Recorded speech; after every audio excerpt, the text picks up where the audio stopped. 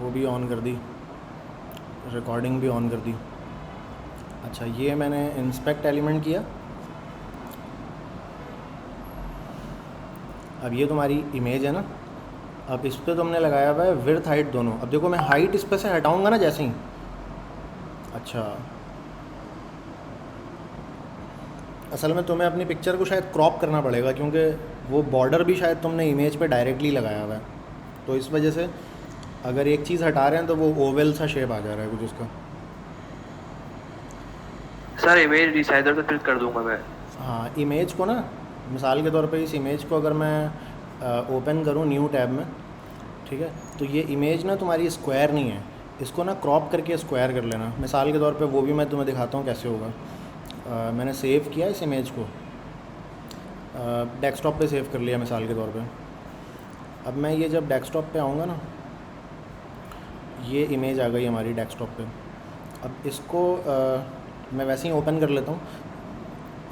अच्छा, विंडोज़ में ना एडिट का यहाँ पे बटन आ रहा होता है। अच्छा, मैक है मेरे पास, तो इसमें मार्कअप का बटन आ रहा है, इसमें एडिट को ये लोग मार्कअप बोलते हैं, सही है। तो यहाँ पे क्रॉप का ऑप्शन होता है, ये देख रहे हो, क्रॉप करने का ऑप्शन होता है। तो विड्थ हाइट 200 है, तो मैं इसको यहाँ से चेंज करके ना स्क्वायर कर सकता हूँ, ठीक है। उसके अलावा मैं क्या कर सकता हूँ, ये जो सिलेक्शन है ना, ये मैं देखो शिफ्ट पकड़ के जब करूँगा ना तो ये बिल्कुल स्क्वायर शेप में आता है, ठीक है। ये हर एडिट की ऐप में होता होगा मोस्ट प्रॉब्ली। ये मैं शिफ्ट पकड़ के करूँगा ना तो ये बिल्कुल स्क्वायर आता है, ठीक है। और मैंने उसके बाद क्या कर दिया, यहाँ पे ये क्रॉप का बटन प्रेस कर दिया, तो ये तुम्हारी इमेज ना स्क्वायर हो गई। अच्छा, ऑनलाइन भी टूल इसके लिए हैं। Okay sir. ऑनलाइन टूल्स जैसे कि मैंने लास्ट टाइम बताया था, फ़ोटोपिया बताया था मैंने शायद ना। नहीं सर, इमेज रिसाइजर के नाम से बताया था। फ़ोटोपिया जो है ना वो फ़ोटोशॉप है पूरा, समझो ऑनलाइन है। मतलब फ़ोटोशॉप जितने फ़ीचर तो नहीं है उसमें, बट स्टिल काफ़ी चीज़ें हो जाती हैं। मैं डेस्कटॉप पे गया, ये इमेज मैंने ओपन कर ली। अब ये इमेज ओपन करने के बाद ना यहाँ पे क्रॉप का ऑप्शन आ रहा होगा, ये देखो क्रॉप का ऑप्शन आ रहा है। यहाँ से मैंने क्रॉप का बटन दबाया, ठीक है। और यहाँ से मैंने कहा फ़िक्स रेशो। फ़िक्स रेशो में 1/1 करूँगा ना तो इसका मतलब होता है स्क्वायर। ये मैंने क्या किया, ये मैंने कुछ गड़बड़ कर दी।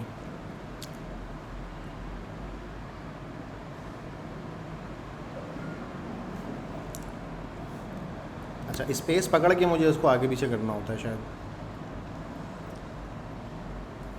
अच्छा, ये मैंने इसको मतलब ठीक कर लिया थोड़ा। और इसको अब क्या करना पड़ेगा मुझे, अब ये टिक का बटन प्रेस करना पड़ेगा।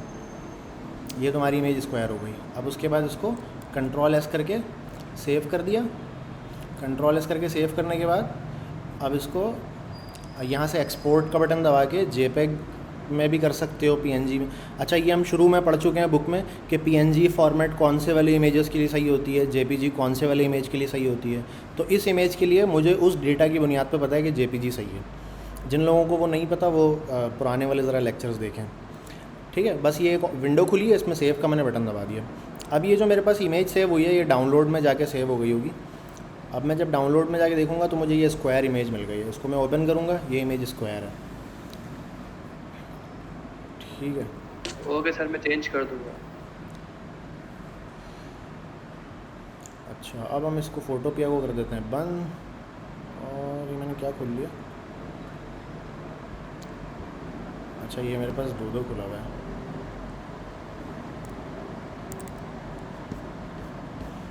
अच्छा, क्रोम के मेरे पास दो वो टैब खुले हुए थे।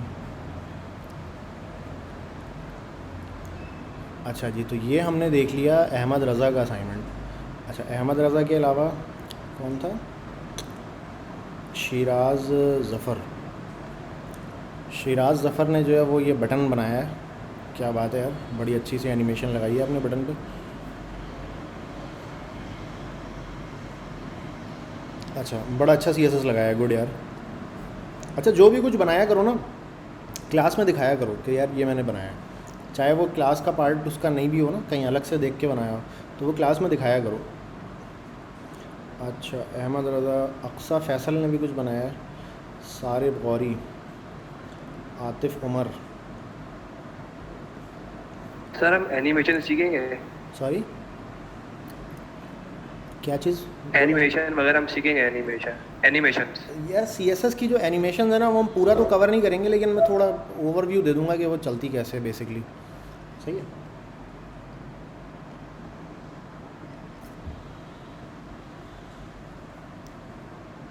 अच्छा, ये अक्सा फैसल ने बनाया है। गुड यार, वेल डन, क्या बात है। अच्छा, ये एक ही पेज है, लेकिन एक ही पेज माशाल्लाह अच्छा बनाया है उन्होंने। अच्छा, ये सारे बौरी हमारे पास ये स्टूडेंट हैं जो आज आज उनकी पहली क्लास है एक्चुअली। आज ही उन्होंने इनरोल किया है। ये शायद लास्ट क्लास में इनरोल किया था, लास्ट तो वगैरह कैंसिल हो गई थी क्लास। अच्छा, ये सर इन्होंने पहली क्लास नहीं है, लास्ट पिछले वीक से हम। अच्छा, पिछले वीक भी ली थी तुमने क्लास? जी। गुड यार। अच्छा, आतिफ उमर ने ये बनाया है विजुअल ग्रोइंग, क्या बात है यार, वेल डन। अच्छा, सारे गौरी का एक और ये बना हुआ है। अच्छा, ये भी एक वेबसाइट बनी हुई है, अच्छी सी बनी हुई है यार। गुड यार, ज़बरदस्त। ये सारे स्टैटिक है ना वेबसाइट, या इस पर डेटा चेंज होता है? सर स्टैटिक है। नहीं यार, अच्छा बनाया, गुड यार, सर ये ज़बरदस्त। कहीं से देख के नहीं बनाया, खुद बनाया है। अच्छा जी, ये हमारे पास तज़ीन जावेद का हो गया, ये अहमद रज़ा का हो गया, ये बटन। अच्छा, ये सारे देख लिए हमने असाइनमेंट्स। अब हम मूव करते हैं। आतिफ उमर ने कुछ और भी भेजा है, देखते हैं क्या भेजा है। ये आतिफ खुल नहीं रहा। अच्छा यार, अब हम ओपन कर लेते हैं ज़रा अपनी बुक, नोटबुक।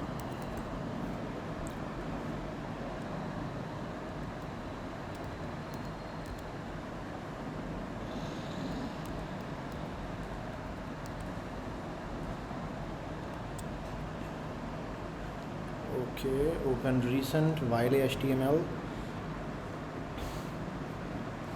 अच्छा, ये टेक्स्ट वाला हमने चैप्टर नंबर 12 लास्ट क्लास में कंप्लीट कर लिया था। जो टेक्स्ट के ऊपर जितने भी किस्म की स्टाइलिंग लगती है वो सब हम देख चुके थे। ज़रा एक दफ़ा मैं लास्ट पेज देख लूँ इसका, ताकि मुझे याद आ जाए कि मैंने पूरा कर लिया था या रह गया था कुछ। हाँ, ये हमने पूरा कर लिया। इसमें सर टेक्स्ट शेडो का थोड़ा सा उसमें नहीं आ रहे थे आर्गुमेंट। टेक्स्ट शैडो पे चलते हैं। टेक्स्ट शैडो तो मैंने करके दिखा दिया था शायद, चला के दिखाया था उसमें मैंने। सर ये जो नहीं वो चलाने का मसला नहीं है, वो उसमें 3 आर्गुमेंट दिए हुए थे ना, एक अच्छा। 5 पिक्सल, 2 पिक्सल, 3 पिक्सल। ये लेफ्ट राइट है या टॉप राइट बॉटम, इसका क्या मतलब? ये आर्गुमेंट समझ नहीं आया।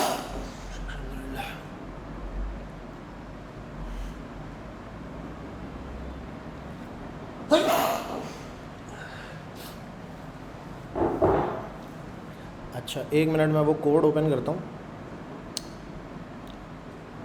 वो कोड ओपन करता हूँ मैं, फिर वहीं पे हम देखते हैं कि कौन सा वाला क्या है।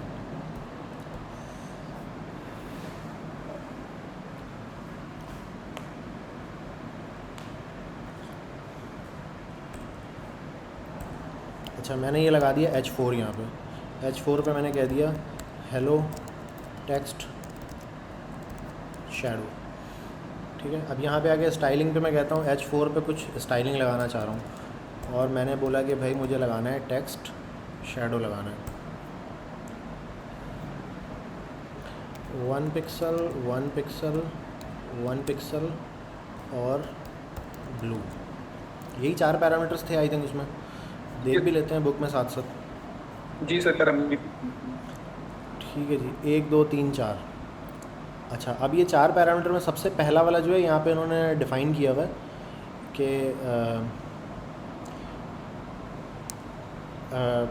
Indicate how far to the left और राइट। सेकंड वैल्यू बताती है कि हाउ फार टॉप और बॉटम, और थर्ड वैल्यू बताती है कि कितना अमाउंट ऑफ ब्लर कितना होगा। तो मिसाल के तौर पे मैंने 1 पिक्सल किया है, तो ये वाला अगर मैं पॉजिटिव करता जाऊँगा ना, जितना आगे जाता जाएगा वो, ठीक है, मतलब अभी मेरा यानी 1 पिक्सल मैंने दिया है, तो मेरे राइट की तरफ मूव करेगा ये। मतलब जहाँ जहाँ जिस एंगल से मैं देख रहा हूँ इस मॉनिटर को, अब मुझे नहीं पता ये मिरर करके शायद दिखाता हूँ, इसलिए मैं कह रहा हूँ कि मेरे एंगल से मैं अगर इसको 10 पिक्सल दे दूँगा तो शेडो जहाँ पे एक्चुअल टेक्स्ट मौजूद है उससे 10 पिक्सल राइट होके शो होगा। ये हम अभी ब्राउज़र पे भी चेक करते हैं। मैंने कॉपी पाथ किया, ठीक है, और कॉपी पाथ करके मैं आ गया ब्राउज़र में, ठीक है। अच्छा, ये है वो हमारा टेक्स्ट जिस पे मैंने अभी अभी शेडो अप्लाई किया है, ठीक है। आप नोट करें जहाँ पे एक्चुअल टेक्स्ट मौजूद था वहाँ से 10 पिक्सल वो राइट होके शो हुआ है। मैं यहीं से इंस्पेक्ट करता हूँ और इंस्पेक्ट करके देखें इस पर ये टेक्स्ट शेडो लगा हुआ है, इसके ऊपर स्टाइलिंग अप्लाई हुई हुई है। अब मैं इस 10 पिक्सल को जो है ना, देखें कम करूँगा तो ये वापस अपनी जगह पे आ जाएगा। ये हो गया 0 पिक्सल। अब ये माइनस में दूंगा ना तो वो उस तरफ जाएगा, नोट कर रहे हो। तो जहाँ पे भी आपको रखना है वो आप दे दें। सेकंड वाला जो है उसको जब मैं पॉजिटिव दूंगा तो वो देखो नीचे की तरफ आ रहा है, और जब मैं उसको नेगेटिव दूंगा तो वो ऊपर की तरफ जाएगा। 0 का मतलब है कि बिल्कुल एग्जैक्ट उसके पीछे आ रहा होगा, ठीक है। अच्छा, थर्ड वाला जो है वो अमाउंट ऑफ ब्लर है। अब देखो जब मैं इसको 0 पिक्सल देता हूँ तो बिल्कुल शार्प शेडो बन रहा है उसके पीछे। जैसे ही मैं 1 करता हूँ शेडो थोड़ा ब्लर हो जाता है, और बढ़ाता हूँ और ब्लर, और बढ़ाया और ब्लर, और एक पॉइंट पे आके इतना ब्लर हो गया कि शेडो को देख के आप ये नहीं बता पाएंगे कि वो टेक्स्ट एक्चुअली क्या था। वो इतना ब्लर हो गया कि ऐसा लग रहा है कुछ पीछे डॉट सा है, ठीक है। मैं इसको 0 कर देता हूँ दोनों को और पीछे शेडो लगा देता हूँ। तो ये एक तरह का शेडो मैंने बना लिया। अब इसका जो कलर है उसको भी मैं क्या कर सकता हूँ, चेंज कर सकता हूँ अपनी मर्ज़ी से। ये मैंने क्लिक किया, यहाँ पे इसने मुझे वो दे दिया बना के जो कलर चूज़ करने वाला, राइट। ये कलर पिकर से भी आप ये काम कर सकते हैं। जो एक्सटेंशन मैंने आपको एक बार बताया था कि कलर पिकर आपके पास ये एक्सटेंशन के तौर पे मौजूद है। तो pick any colour from a page. मिसाल के तौर पे मैं गया, मैंने कहा कि भाई एक सीन लिखा मैंने ऐसे ही, और इमेजेस में जैसे ही मैं गया तो ये तो कुछ और ही सीन ओपन हो गया। नेचुरल क्या लिखूँगा मैं, गार्डन लिख देता हूँ ना, ताकि ग्रीनरी वाले कुछ। हाँ, अब ये मेरे पास एक सीन है, पिक कलर फ्रॉम पेज, ये मैंने बोला। और अभी मैं कहीं पर भी जाऊँगा, जैसे मुझे ये वाला ब्लू कलर चाहिए, अगर ये वाला ब्लू कलर जब मुझे चाहिए तो मैं क्या करूँगा, इस ब्लू कलर पे जब हाथ रखूँगा तो आप नोट करें इस बॉक्स के अंदर वो कलर चूज़ हो रहा है मेरे पास, right. Pick a colour from page, ये वाला ब्लू। अच्छा, वो ब्लू बहुत डॉट काफ़ी बारीक बारीक सा है तो शायद पकड़ में नहीं आ रहा। रेड वाला पकड़ने की कोशिश करता हूँ। यहाँ पे जो एक रेड कलर है हल्का सा,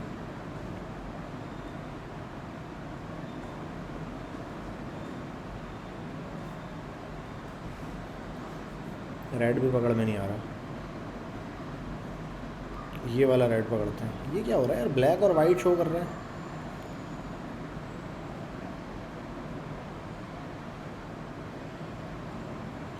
वेल तो कुल मिला के बात ये है कि कोई सा भी कलर आप पिक करना चाहें, जैसे ये पानी का कलर है या ये ग्रीनरी है थोड़ी सी यहाँ पे, शायद इसका कुछ ना मीटर आउट हो गया है, इसको पेज को रिफ़्रेश करना पड़ेगा।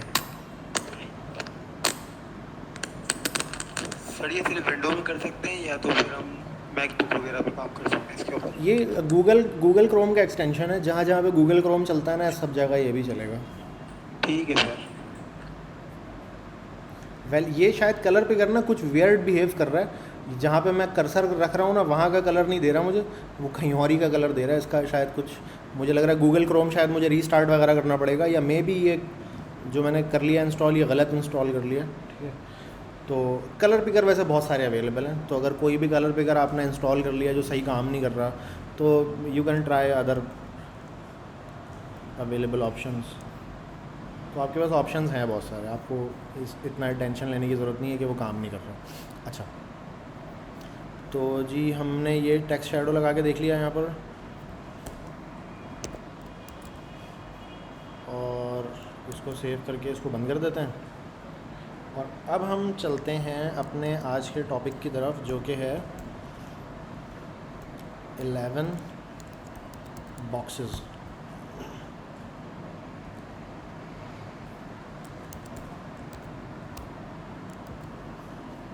ठीक है, मैंने एक नया फ़ोल्डर बना लिया, एक नया कोड यहाँ पे लिख लिया मैंने। अब इसके अंदर हम ये आज का जो भी चैप्टर का जो भी कोड है वो हम यहाँ पर लिख कर देखेंगे अगर हमें लिखने की ज़रूरत पड़ी तो।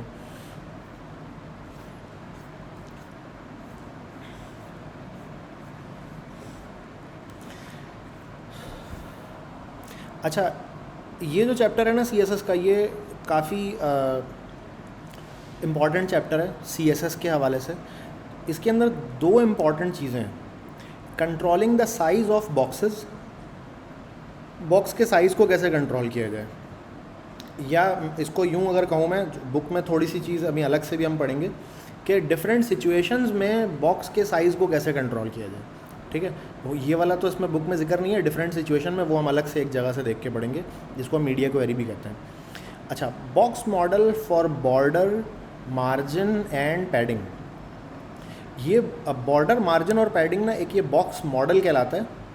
अब बॉक्स मॉडल एक टर्मिनोलॉजी है, वैसे आप मार्जिन पैडिंग भी बोलते हैं उसको तो भी सही है, लेकिन बॉक्स मॉडल एक टर्मिनोलॉजी है। तो ये टर्मिनोलॉजी को थोड़ा समझेंगे हम कि मार्जिन पैडिंग जब हम लगाते हैं तो एक्चुअली हो क्या रहा होता है। Displaying and hiding box, displaying hiding बहुत आसान सा है, वो हम करके, ये शुरू के जो दो टॉपिक है ना ये बड़े इंपॉर्टेंट है, तो हम जल्दी से आगे बढ़ते हैं। अच्छा, किसी भी बॉक्स के ऊपर ना ये जो विड्थ और हाइट की जो CSS है ना वो लगाई जा सकती है किसी भी बॉक्स के ऊपर। ठीक है, अच्छा, वो बॉक्स कोई डिव भी हो सकता है, वो बॉक्स कोई पैराग्राफ भी हो सकता है। आप उसके ऊपर विड्थ और हाइट की प्रॉपर्टी CSS या विड्थ और हाइट की स्टाइलिंग आप उस पर कर सकते हैं।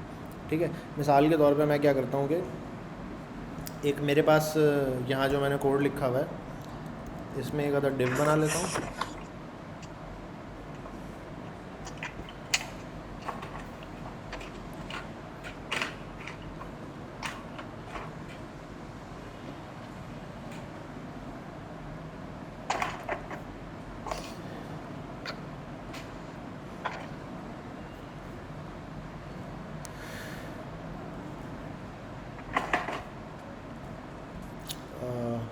इस फाइल को ओपन भी कर लेते हैं साथ साथ। ठीक है, अभी इस फाइल में क्योंकि कुछ है नहीं तो ज़ाहिर है दिख रहा नहीं है। एक मैंने डिव बनाया, उसके अंदर मैंने लिखा हेलो डिव। ठीक है, साथ साथ ही मैं एक H1 भी बना देता हूँ, हेलो H1। साथ साथ ही मैं एक पैराग्राफ भी बना देता हूँ। हेलो सर, जी, इको आ रहा है साइड से शायद। मेरी साइड इसका से माइक, इसका माइक ओपन है शायद, ये बंद कर दिया मैंने, सारे माइक बंद कर दिए। ठीक है, अगर अभी भी आ रहा है तो माइक खोल के बताओ, अगर नहीं आ रहा तो कोई मसला नहीं है। ठीक है।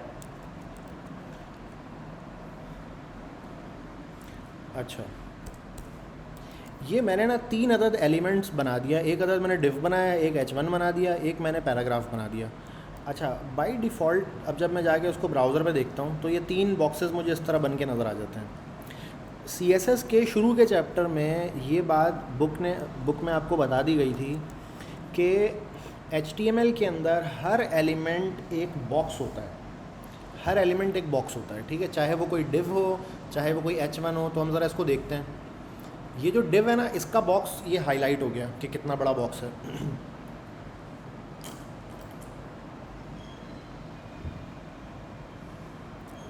अच्छा, उसके बाद ये H1 का जो बॉक्स है ये यहाँ पर हाईलाइट हो गया। उसके बाद ये जो आपका पैराग्राफ का बॉक्स है वो यहाँ पे हाईलाइट हो गया। तो ये 3 अदद बॉक्सेस हैं, इस पर अभी फ़िलहाल कोई स्टाइलिंग लगी हुई नहीं है। अच्छा, लेकिन ये याद रखें कि हर एलिमेंट की बाय डिफ़ॉल्ट एक अपनी स्टाइलिंग होती है। ठीक है, जो उस पर पहले से अप्लाई हुई भी होती है। मिसाल के तौर पे वो क्या स्टाइलिंग है, कौन मुझे बताएगा कौन कौन सी स्टाइलिंग है इन एलिमेंट्स पे जो आपको लगता है कि पहले से इस पर अप्लाई हुई भी है? प्लीज़ माइक अपना ओपन करके बताएं। और मार्जिन और पैड। जी, मार्जिन और पैडिंग कुछ ना कुछ इस पर लगी हुई है, हम ये देख रहे हैं। और उसके अलावा क्या है? और देखो, दिमाग चलाओ ज़ोर से। दिमाग ऐसी चीज़ है जितना चलाओगे उतना तेज़ होता है।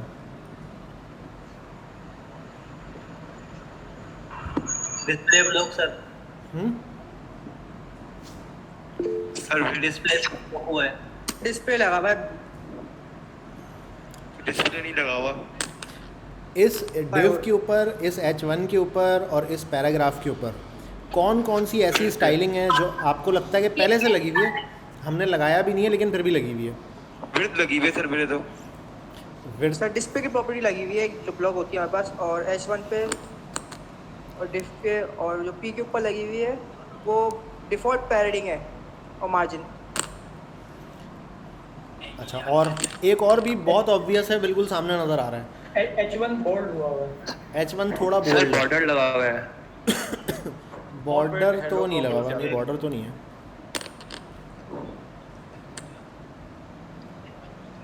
साइज और फॉन्ट वेट जो हेलो H1 का ये ज़्यादा है।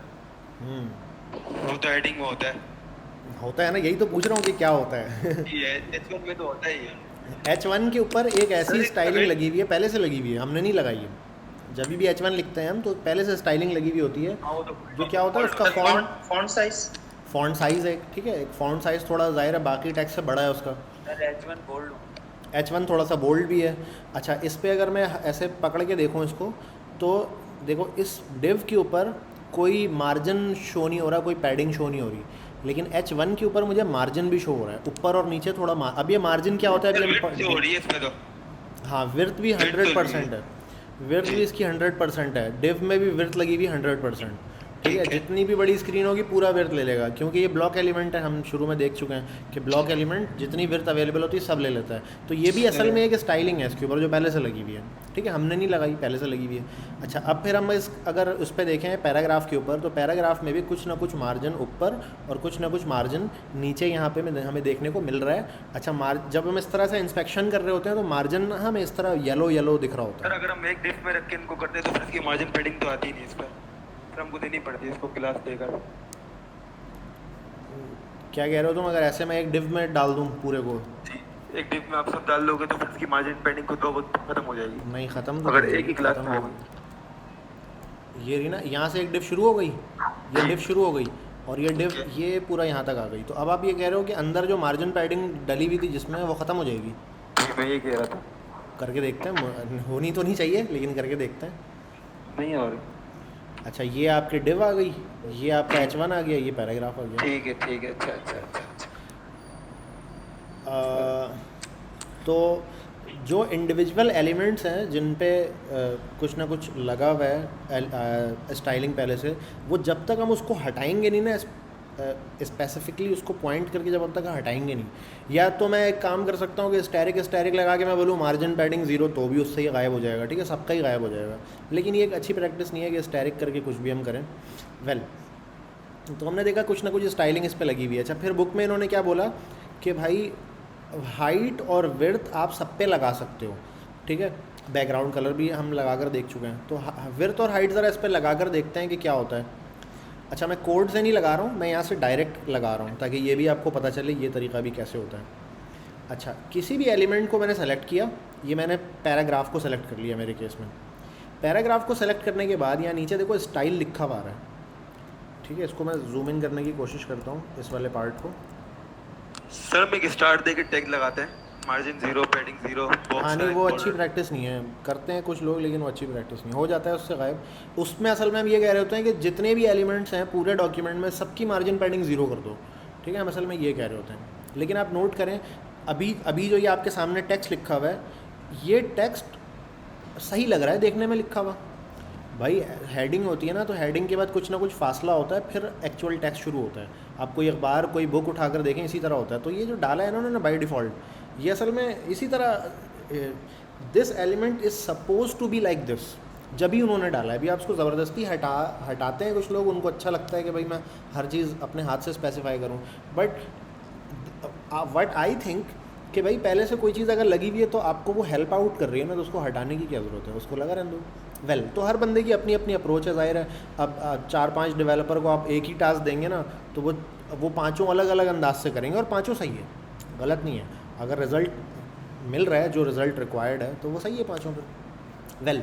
तो मैंने क्या कहा, मैंने कहा कि इसको क्लिक किया यहाँ पे जाके, उसके बाद ये पैराग्राफ पे क्लिक किया एक दफ़ा आके, तो मेरे पास ये पैराग्राफ यहाँ पे ना शो हो गया। जितना भी बड़ा डॉक्यूमेंट होगा मुझे ये लेकर चला जाएगा यहाँ पे इस पैराग्राफ के एलिमेंट पे। अब ये पैराग्राफ के एलिमेंट पे जब वंस में आ गया, ठीक है, यहाँ पे क्लिक कर दूँ या ना करूँ एक ही बात है, उसके बाद मेरे पास यहाँ पे ना स्टाइल लगाने का ऑप्शन है। मैंने यहाँ पे आके बोला विड्थ 100 पिक्सल, एंटर। अब आप नोट करें क्या हुआ, ये मैंने पैराग्राफ पे हाथ रखा, विड्थ इसकी कितनी हो गई है, 100% हो गई है। लेकिन चूंकि ये ब्लॉक लेवल एलिमेंट है, इसलिए ये अभी भी अपनी लाइन में किसी और को आने नहीं दे रहा, ठीक है। तो ये मार्जिन अभी भी इसने लिया हुआ है, ये येलो कलर का जो दिख रहा है ये मार्जिन, इसने मार्जिन के ज़रिए जगह घेरा हुआ है पूरे स्क्रीन का, ठीक है। तो मिसाल के तौर पे अगर इसके नीचे मैं कुछ और लगाता हूँ, यहाँ पे इसके नीचे मैं एक लगा देता हूँ IMG, एक इमेज लगा देता हूँ मैं।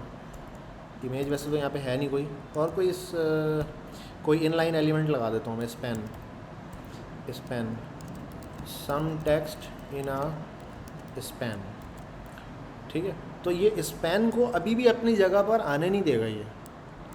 अगर मैं इसकी विड्थ को कम भी कर दूं, मैं यहाँ पे आगे एक स्टाइल का टैग लगा देता हूँ हेड में।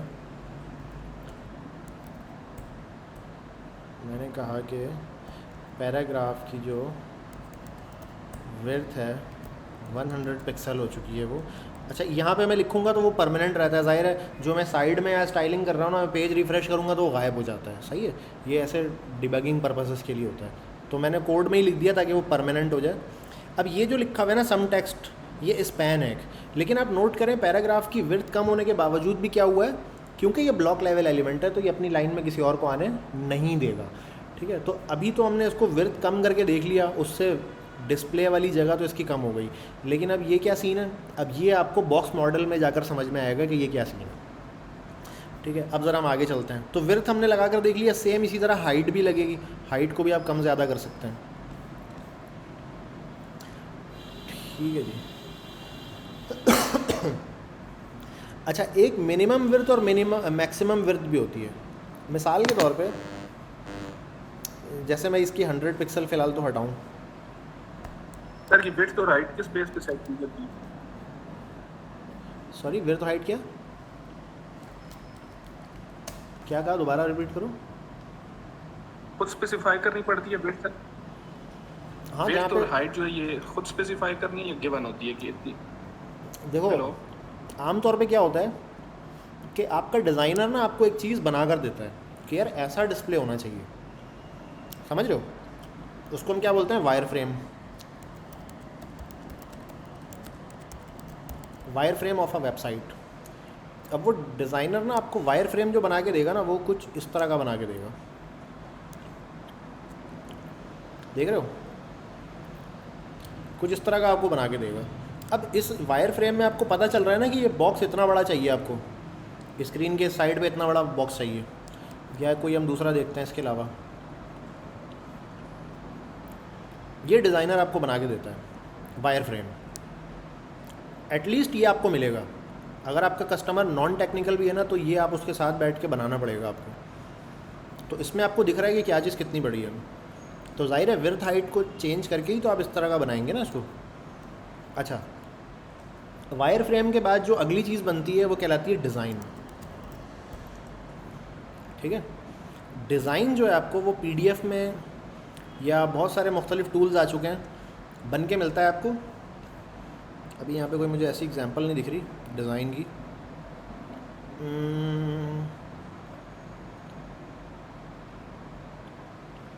डिज़ाइन डॉक्यूमेंट लिखूँगा तो फिर आएगा शायद।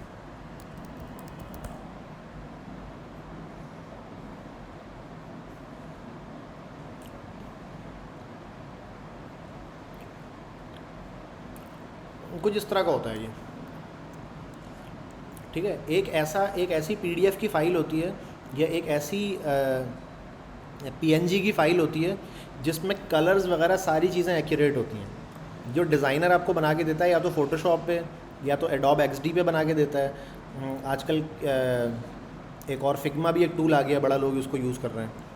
वो इस तरह का होता है, वो देखने में बिल्कुल एक्चुअल वेबसाइट लगेगी, लेकिन ज़ाहिर है वो एक फ़ोटो होती है, एक इमेज होती है, उससे ज़्यादा कुछ नहीं होती, ठीक है। फिर आपको लोगो वगैरह जो चीज़ें उसमें लगी हुई हैं वो अलग से एक फ़ोल्डर में देता है आपको, ठीक है। जैसे ये छोटे छोटे लोगो इसमें इस्तेमाल हुए हैं, ये आपको अलग से वो फ़ोल्डर में करके दे देता है कि भाई ये लोगो मैंने इसमें इस्तेमाल किए हैं, ये आप जब बनाओगे तो आपके पास ये लोगो अवेलेबल हो जाएगा। तो इसके अंदर भी आप देखें कि हर चीज़ की ना एक ख़ास चौड़ाई है। भाई ऐसा तो नहीं है ना कि ये जो एक क्यूब है या ये एक ब्लॉक, जो ये 3 ब्लॉक्स बने हुए हैं आपके सामने, ये एक ब्लॉक अगर पूरी विड्थ ले ले तो ये तो नहीं मिला ना मुझे, रिक्वायर्ड जो मेरा आउटपुट था वो तो नहीं बना ना ये।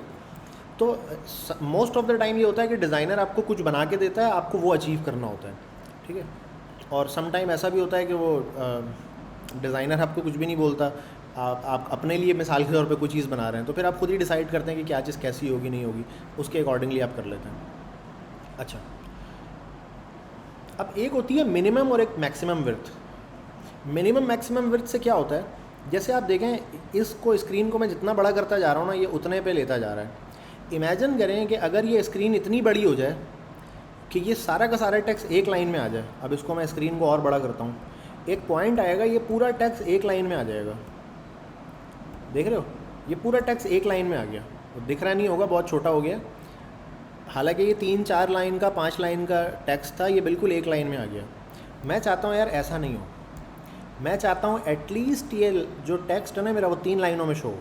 और जब 3 लाइनें पूरी हो जाएं, यानी 3 लाइनों से कम ना हो ये, ठीक है, तो मैं इसको बोलूँगा कि आपकी मैक्सिमम विड्थ इससे ज़्यादा नहीं होगी, ठीक है। मिसाल के तौर पे इस केस में मैं इसको क्या बोलूँगा कि जो आपकी मैक्सिमम विड्थ है, अब इसके लिए हमारे पास बाकायदा एक टूल होता है गूगल क्रोम में, वो ये है डिवाइस टूल बार, ठीक है।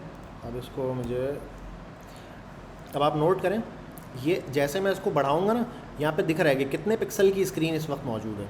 अच्छा, यहाँ पे आपके पास कुछ हेल्प भी मौजूद है कि भाई मोबाइल डिवाइस की on average, small mobile device की ये स्क्रीन होती है ऑन एवरेज, ठीक है। वैसे तो मोबाइल डिवाइसेस की बहुत अलग अलग साइज़ हैं, लेकिन स्मॉल मोबाइल का ये है साइज़, मीडियम मोबाइल का ये साइज़ है, और लार्ज मोबाइल का ये साइज़ है। लार्ज मोबाइल मतलब जो बड़े प्रो मैक्स वाले जो हैं वर्जन, ठीक है, जैसे वो नोट 20 अल्ट्रा जो बड़े साइज़ के चापड़ वाले फ़ोन होते हैं, तो वो लार्ज इतने होते हैं, ठीक है। अच्छा, स्मॉल जो है मतलब वो जैसे आप लगा लें, स्मॉल वाला कोई फ़ोन मेरे जहन में नहीं आ रहा अभी, तो बहरहाल जैसे आईफोन X वगैरह थोड़े पतली स्क्रीन होती है, या आप लगा लें, और कौन सा यहाँ पे आ रहा है, गैलेक्सी फोल्ड जो है, उसके बाहर की साइड की जो स्क्रीन है वो काफ़ी पतली सी स्क्रीन होती है। आईफोन SE जो है, नया वाला जो आया अभी SE, ठीक है, वो उसकी छोटी स्क्रीन है। तो ये सारे जो है स्मॉल में आ जाते हैं, स्मॉल में 320 लिखा हुआ है इन्होंने। अच्छा, फिर उसके बाद आप देखें यहाँ पे टैबलेट की स्क्रीन बताई हुई है। ऑन एवरेज टैबलेट की जो स्क्रीन है वो 750 पिक्सल की है, ठीक है। तो टैबलेट पे आपकी वेबसाइट कुछ इस तरह से, ये असल में टेस्टिंग का टूल है।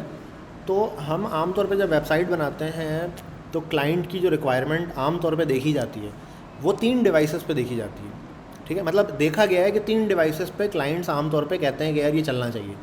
नंबर 1 मोबाइल मीडियम साइज़ के मोबाइल पे सही चलना चाहिए, नंबर 2 टैबलेट, और नंबर 3 लैपटॉप। अगर इन 3 डिवाइसेस पे आपकी वेबसाइट सही चल रही है तो आप ये कह सकते हैं कि आपकी वेबसाइट क्या है, रिस्पॉन्सिव है, मुख्तलिफ डिवाइसेस पे रिस्पॉन्स करती है। अच्छा, लेकिन इससे और भी बड़ा साइज़ है। लैपटॉप के बाद आप देखें, लैपटॉप लार्ज है ये, उसके बाद है 4K। अब देखें 4K मतलब क्या है, जो टीवी वगैरह होती है ना, मतलब 30-32 इंच की 35 इंच की जो टीवी है, आपको पता है टीवी पे भी अब वेब ब्राउज़र्स आ गए हैं, टीवी पे भी लोग वेबसाइट को खोल सकते हैं, ठीक है। सम टाइम लोगों ने अपने घरों में भी जो डेवलपर वगैरह होते हैं उन्होंने बड़े साइज़ के मॉनिटर लगाए हुए होते हैं। तो 4K मॉनिटर्स बहुत कॉमन होते जा रहे हैं आहिस्ता आहिस्ता। तो 4K पे जब आपकी वेबसाइट खुलेगी ना, तो वो इस तरह हो जाएगा बिल्कुल, जो कि मेरा रिक्वायर्ड आउटपुट नहीं है। मैं चाहता हूँ ये मेरा टेक्स्ट ना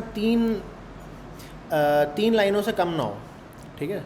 तो मैं अब इसको मैं नीचे लाता हूँ, एक तो लैपटॉप पे लाया मैं, उसके बाद टैबलेट पे लाया।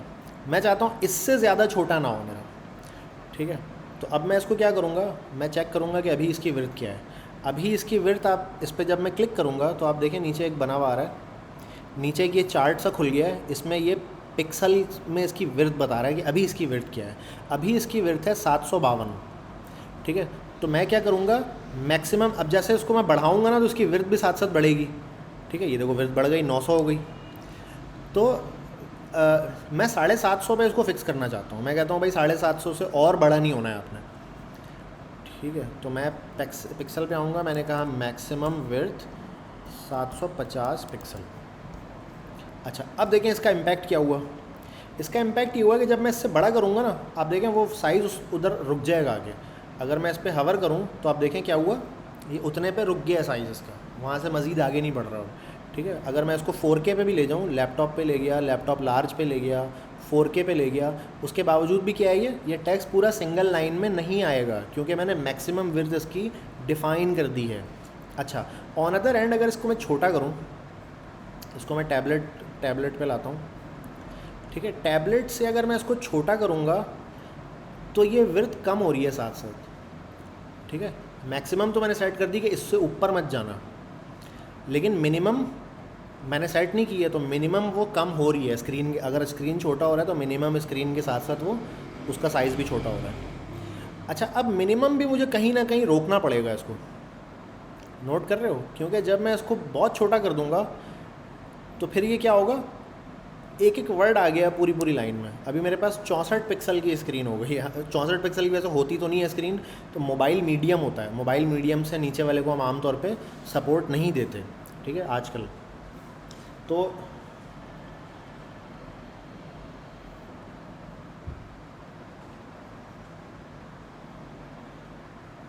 अगर मैं चाहूँ तो इस पर मैं मिनिमम विड्थ भी लगा सकता हूँ।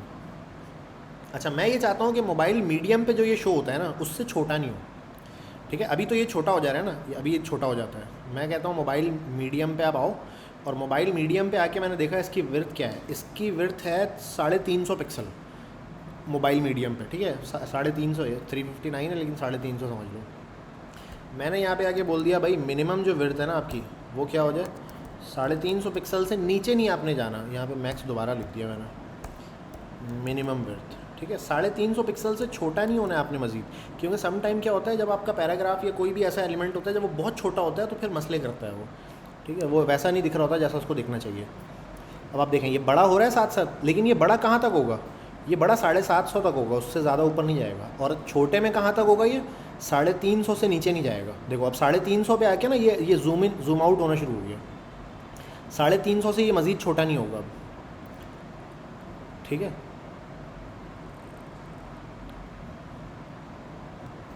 अभी भी अगर इसको मैं चेक करूँगा तो ये 350 ही आ रहा है इसका साइज़। ठीक है जी, तो ये हमने मिनिमम मैक्सिमम को देखा। अपने पेज को रिस्पॉन्सिव बनाने के लिए ये एक पहला स्टेप है। ठीक है, अब ये तो टेक्स्ट के लिए हो गया या किसी बॉक्स के लिए हो गया। ठीक है, एक हमने देखा सिर्फ विड्थ। सिर्फ विड्थ से क्या हो रहा था, वो फिक्स हो जा रहा था, चाहे स्क्रीन छोटी हो चाहे स्क्रीन बड़ी हो, वो फिक्स हो जा रहा था। ठीक है, एक विड्थ पे। बट मिनिमम और मैक्सिमम से क्या होता है, मैं उसको फिक्स एक विड्थ नहीं बताता या फिक्स हाइट नहीं बताता, उसको मैं ये बोलता हूँ कि मिनिमम यार इससे छोटा मत होना आप, और मैक्सिमम इससे बड़ा मत होना, इसके दरमियान में जहाँ आपको सूटेबल लगे स्क्रीन के हिसाब से उतनी आप जगह ले लेना। अच्छा, ये हमने कवर कर लिया जी। अच्छा, हाइट में भी सेम वही है। ठीक है, मिनिमम मैक्सिमम हाइट में भी वही है कि भाई हाइट जो है ना इससे ज़्यादा और इससे कम हो जाए तो वो उसके दरमियान में ही रहेगा। अच्छा, ओवरफ्लो कंटेंट। अब ओवरफ्लो का क्या चीज़ होती है, ओवरफ्लो ये होता है कि कोई बॉक्स है, ठीक है, कोई बॉक्स है, उसकी विड्थ कम है, ठीक है, और उसके कंटेंट की विड्थ उससे ज़्यादा हो रही है।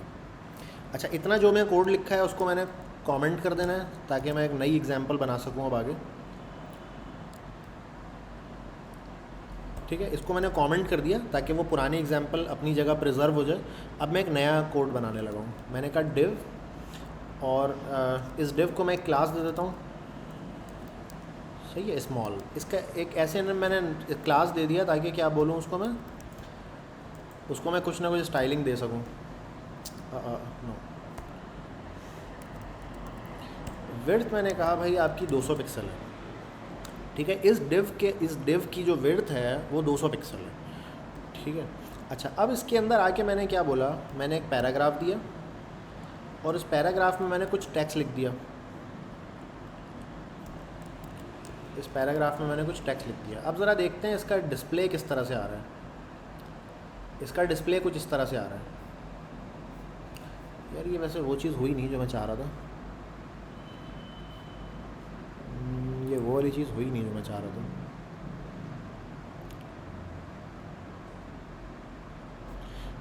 वेल इनके बुक वाली एग्जांपल देखते हैं, इसमें इन्होंने क्या किया है।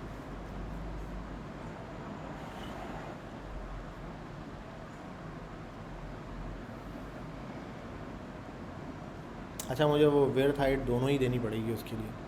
अच्छा स्मॉल को मैं ना बोलता हूँ भाई हाइट भी आपकी क्या है, हाइट भी आपकी 200 पिक्सल है, विड्थ हाइट दोनों को मैंने छोटा कर दिया, ठीक है। ज़ाहिर है टेक्स्ट ज़्यादा है।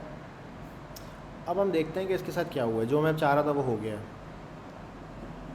अच्छा ये मेरा ना डिव है। अच्छा डिव को मैं बैकग्राउंड कलर भी दे देता हूँ ताकि मुझे पता चले मेरा डिव कहाँ तक है। बैकग्राउंड कलर लाइट कॉरल, मेरा डिव यहाँ तक है, सही है।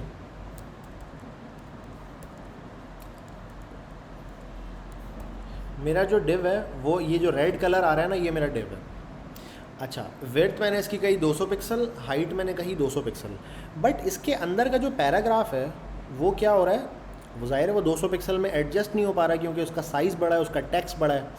तो अब ये कंटेंट क्या हो रहा है, मेरे बॉक्स में से ओवरफ्लो हो रहा है। ये कंटेंट क्या हो रहा है, मेरे बॉक्स में से ओवरफ्लो हो रहा है, यानी कि बाहर निकल रहा है, बाहर गिर रहा है निकल के। तो इसको ओवरफ्लो को हैंडल करने का मेरे पास क्या तरीका मौजूद है, इसके 4 अप्रोचेस मौजूद हैं। नंबर 1 है हिडन, नंबर 2 स्क्रॉल,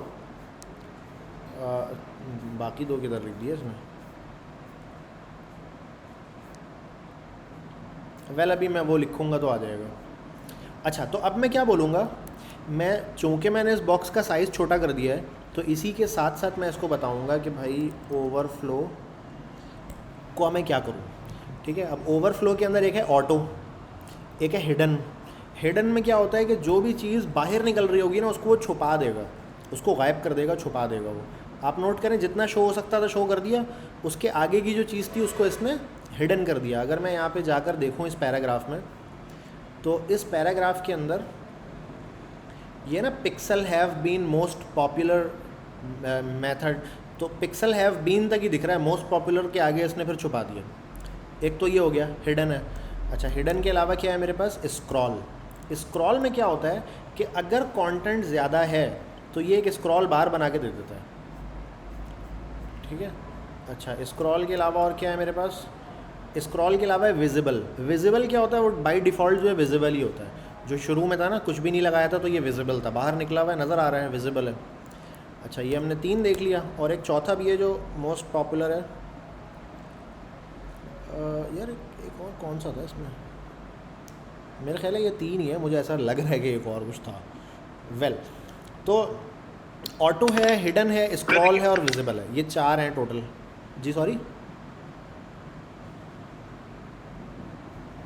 अच्छा तो ये हमने देख लिया, ये जो भी पॉसिबिलिटीज़ थी। अब अगर बुक में इसके अलावा कोई आया तो हम उसको देख लेंगे। वैसे आमतौर पे हम हिडन और स्क्रॉल ही कर रहे होते हैं, यही दोनों जो है ना वो। अच्छा इसको हम अलग अलग भी कर सकते हैं बाय द वे। एक तो मैंने बोला ना ओवरफ्लो स्क्रॉल, तो वो एक्स और वाई दोनों की तरफ हो गया कि अगर साइड से निकल रहा हो या नीचे से निकल रहा हो तो दोनों पे हो गया। बट मैं इसको अलग अलग भी कर सकता हूँ, मैं इसको ओवरफ्लो एक्स भी बोल सकता हूँ, ठीक है। कि ओवरफ्लो एक्स अगर ऐसे बाहर निकल रहा हो तो क्या करूँ, और ऐसे बाहर निकल रहा हो तो क्या करूँ, मैं दोनों पे इसको डिसाइड कर सकता हूँ। तो मैं इसको बोलता हूँ भाई ओवरफ्लो एक्स जो है उसको कर दो हिडन आप, सही है। और ओवरफ्लो वाई जो है आपका उस पर स्क्रॉल लगाओ, मतलब ऐसे करके स्क्रॉल आना चाहिए, ऐसे करके नहीं आना। ऑटो से क्या होता है, ऑटो से क्या होगा, वो खुद से डिसाइड करेगा। अगर मैं उसमें कुछ ना भी लगाऊँ ना अगर, तो वो बाय डिफ़ॉल्ट ऑटो पे होता है, ठीक है। तो वो ऑटो में खुद से डिसाइड कर रहा होता है। अब वो कुछ फैक्टर्स हैं जिन पर डिसाइड करता है, लेकिन बेहतर ये है कि आप उसमें डिस्क्रीट रखें उसको। या तो इनिशियल और इनहेड क्या होता है, सॉरी इनिशियल और इनहेड जो भी आपने विजिबल और हिडन, हाँ उसमें 2 प्रॉपर्टीज़ और भी आ रही थी, इनिशियल और वो, लेकिन वो मैंने कभी खुद भी यूज़ नहीं की मुझे वो पता नहीं है कि क्या है, आप देखिएगा अलग से गूगल कीजिएगा। इसने कुछ लिखा है, represented computed value properly element parent initial represent the value specific by the property. यार ये तीनों का मुझे नहीं पता ना, ये तीनों मैंने कभी भी यूज़ नहीं किए है मेरे 10 साल के करियर में, ठीक है। आमतौर पे ये वाले हिडन, स्क्रॉल और विजिबल ये यूज़ हो रहे होते हैं। तो आप इसको देखिएगा, ग्रुप में शेयर कीजिएगा कि क्या आपने देखा। अच्छा तो हम जल्दी जल्दी अब आगे बढ़ते हैं। अच्छा अब ये वो बॉक्स मॉडल है जी। सर एक क्वेश्चन ये था कि विद हम परसेंट और VH में भी देते हैं, तो उसका क्या होता है फिर? अच्छा परसेंट जो है वो अवेलेबल जो भी एरिया होता है ना आपका, जैसे 1000 पिक्सल की स्क्रीन है, तो अब अगर आप 50% बोलेंगे ना तो उस अवेलेबल एरिया का परसेंट आ रहा होता है, ठीक है। तो एक तो ये हो गया, दूसरा आपने क्या पूछा? दूसरा VH हाँ, VH जो होता है वो विजिबल हाइट होता है, ठीक है। क्योंकि आप अगर किसी भी चीज़ की हाइट पता करते हैं ना, जैसे ये डॉक्यूमेंट है, अब इस डॉक्यूमेंट की हाइट आप पता करेंगे ना, तो डॉक्यूमेंट तो भाई बहुत लंबा होता है, वो पूरे की हाइट है। तो VH जो होता है वो विजिबल हाइट होता है। मिसाल के तौर पे मेरी विंडो के अंदर जितनी हाइट अभी विजिबल है, जो वाइट कलर की स्क्रीन है, दैट इज़ कॉल्ड VH, ठीक है। तो अगर मैं 100 VH बोलूँगा ना, तो इसके जितनी यानी परसेंट है, वो समझ जो ऐसे वाला परसेंट है। एक तो ऐसे वाला परसेंट में देते हो ना, जो ऐसे वर्टिकली दोगे ना, ऐसे खड़े में, वो VH दोगे आप, सही है। परसेंटेज क्योंकि ज़ाहिर है काम नहीं करेगा, परसेंटेज इसलिए काम नहीं करेगा क्योंकि जो हाइट है किसी भी डॉक्यूमेंट की, जो हाइट है वो बहुत ज़्यादा होती है। जैसे अगर मैं यहाँ पे ABC लिख के सर्च करता हूँ, तो अब ये डॉक्यूमेंट ना, ये पूरा डॉक्यूमेंट है, ये इतना लंबा डॉक्यूमेंट है। अगर मैं इस पर बोलूँगा ना हाइट में, मैंने बोला कि 100%, तो 100% का मतलब है ये पूरा है, सही है। तो मैं बोलता हूँ 100 VH। 100 VH का मतलब यहाँ से लेके यहाँ तक की जो साइज़ है अवेलेबल, उसकी बात हो रही है। तो मैंने अगर बोला ना 50 VH, 50 VH का मतलब है कि यहाँ से शुरू करो और यहाँ सेंटर में लाके ख़त्म कर दो, इतना रखो, ठीक है। वो आप अलग से लगा कर देखिएगा, फिर आपका मज़ीद अगर कोई सवाल हो तो ग्रुप में पूछिएगा। असल में मैं VH वगैरह इसलिए डिस्कस नहीं कर रहा, बिला वजह कॉम्प्लेक्सिटी बढ़ती है। जो काम पिक्सल से हो सकता है वो सारा उससे हो रहा होता है, मतलब परसेंटेज में भी वो काम हो सकता है, VH में भी हो सकता है। तो पिक्सल में सही है, मतलब पिक्सल समझ में आ जाए काफ़ी है। अच्छा, अब हमारे पास बॉक्स मॉडल जो है, उसका क्या मानना है भाई बॉक्स मॉडल का? बॉर्डर, मार्जिन एंड पैडिंग, इन 3 चीज़ों से मिलके बनता है बॉक्स, ठीक है। जैसा कि शुरू में ये बात बताई गई थी, CSS जैसे ही स्टार्ट हुई थी, कि HTML के अंदर जितने भी एलिमेंट्स हैं, हर एलिमेंट एक बॉक्स है।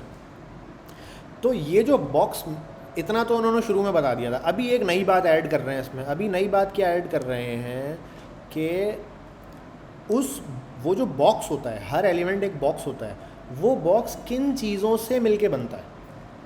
वो बॉक्स इन 3 चीज़ों से मिलके बनता है, ठीक है। क्या है वो 3 चीज़ें? दोबारा देखते हैं हम। बॉर्डर, मार्जिन और पैडिंग, ठीक है। अच्छा, अब तीनों के बारे में ज़रा कोई डिस्क्रिप्शन लिखी हुई है, इसको देख लेते हैं। What is border? Every box has a border even if it is not visible or is specified to be 0 pixel width. The border separate the edge of one box from another. कह रहे हैं कि हर box पे ना border लगा हुआ होता है। हमने नहीं लगाया, लेकिन लगा हुआ होता है, पहले से लगा हुआ होता है, ठीक है। बावजूद इसके कि आपको वो बॉर्डर नज़र नहीं आ रहा है, या उस बॉर्डर का जो साइज़ है वो 0 पिक्सल है। 0 पिक्सल का मतलब कोई साइज़ नहीं है, लेकिन बॉर्डर है, ठीक है। बॉर्डर को आप ख़त्म नहीं कर सकते। तो बॉर्डर ये समझ में आ गया। तो बॉर्डर का मेन काम क्या होता है कि एक एलिमेंट को दूसरे एलिमेंट से सेपरेट करना, यानी जो एक्चुअली वो चकोर डब्बा है ना, वो चकोर जो एजेस हैं उसके, वो उसका बॉर्डर है। मार्जिन क्या है? Margin sit outside the edge of the border. Border के बाहर की साइड मार्जिन होता है, ठीक है।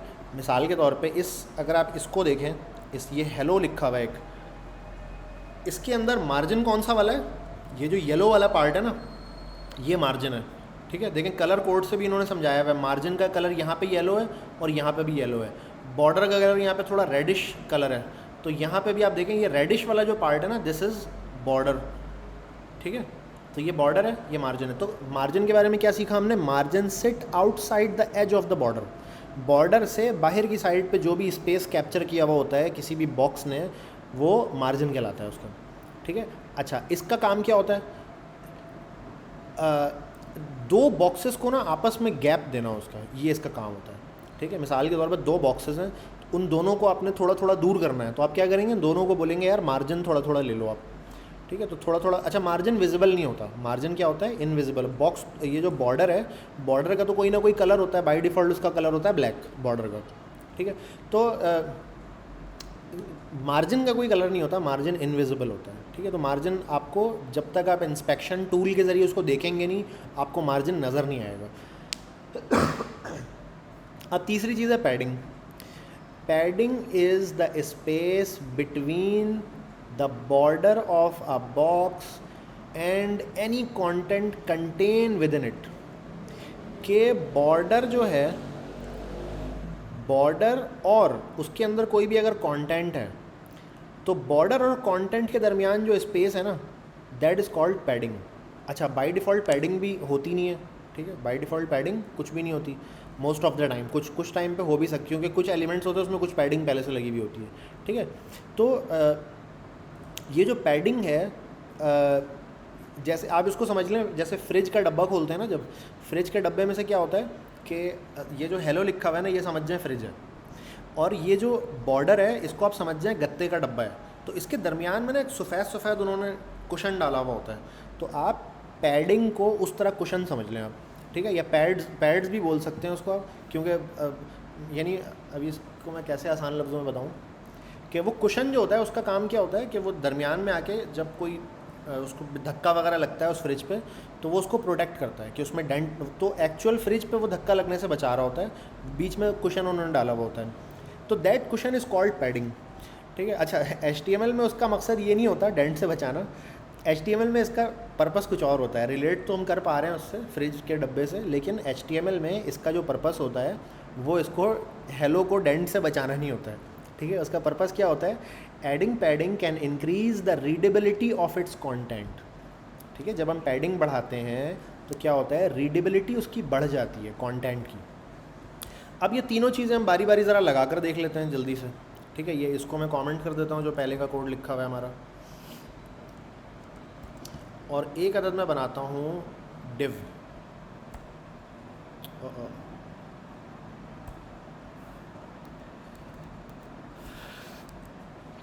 अच्छा, div इसलिए बना रहा हूँ मैं, div बना रहा हूँ मैं और इसमें हेलो वर्ल्ड लिख देता हूँ। div इसलिए बना रहा हूँ क्योंकि div में बाय डिफ़ॉल्ट कोई पैडिंग वगैरह लगी हुई नहीं होती है, सही है। रिफ़्रेश किया मैंने, यहाँ पर आ गया। सर जी दोस्त। सर पैडिंग तो पेरेंट के चाइल्ड में यूज़ होती है ना? क्या मतलब, दोबारा बोलिएगा। पेरेंट के चाइल्ड में यूज़ होती है ना? नहीं, ज़रूरी नहीं है, आप किसी भी एलिमेंट पे पैडिंग लगा सकते हैं। अब ये मैं एग्जांपल अभी करके दिखाता हूँ, चला के दिखाता हूँ। अगर ये एग्जांपल कंप्लीट होने के बाद भी आपका ये क्वेश्चन क्लियर ना हो तो प्लीज़ मुझसे अभी पूछ लीजिएगा आप, ठीक है, तो मैं मज़ीद उस पर रोशनी डालने की कोशिश करूँगा। अच्छा, अब ज़रा देखते हैं क्या है इसका सीन। मैंने इस पर आके हाथ रखा, टैप किया मैंने इसके ऊपर, तो ये डिव पे मुझे लेकर आ गया।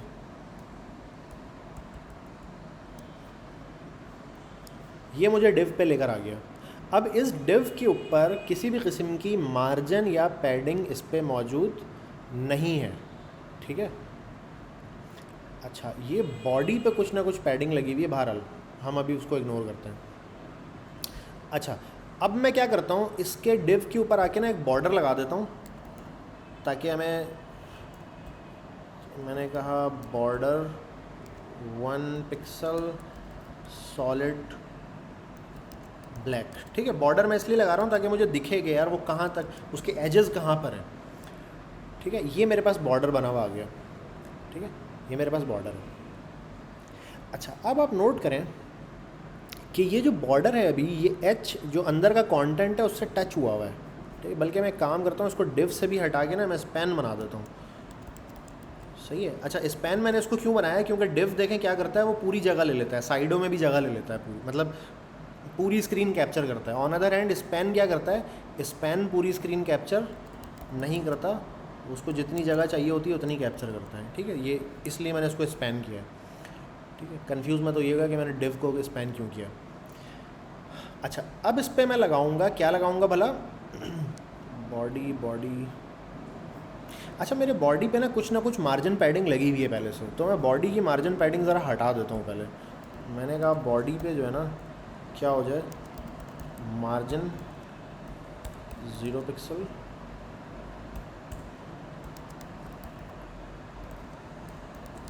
अच्छा वैसे मुझे हटाने की ज़रूरत नहीं होती, बॉडी पे जो भी लगा हुआ है लगा रहे भले मसला नहीं है, लेकिन इसको मैंने हटाया इस वजह से है ताकि मैं अच्छी तरह से ये ऑब्ज़र्व कर पाऊँ कि मेरे पास जो चीज़ मतलब जो पैडिंग में लगा रहा हूँ, जो चीज़ें मैं लगा रहा हूँ, वो वाकई उस पर लग रही है कि नहीं लग रही। ठीक है, मैं इस चीज़ को अच्छी तरह से ऑब्ज़र्व करना चाह रहा हूँ, इसलिए मैंने उसको हटाया। ठीक है, अब आप देखें ये जो मेरा एलिमेंट था स्पैन के नाम से, ये चपक गया है टॉप से और लेफ़्ट से। अच्छा, सबसे पहले मैं इसको देता हूँ कुछ ना कुछ मार्जिन। अब मार्जिन देने के लिए मुझे क्या करना होगा, स्पैन में आया, मैंने कहा भाई मार्जिन हो जाओ आप 5 पिक्सल। ठीक है, मार्जिन कहाँ पे ऐड होता है, बॉर्डर से बाहर। रिफ़्रेश किया मैंने इसको, ये टॉप पे क्यों नहीं लगा,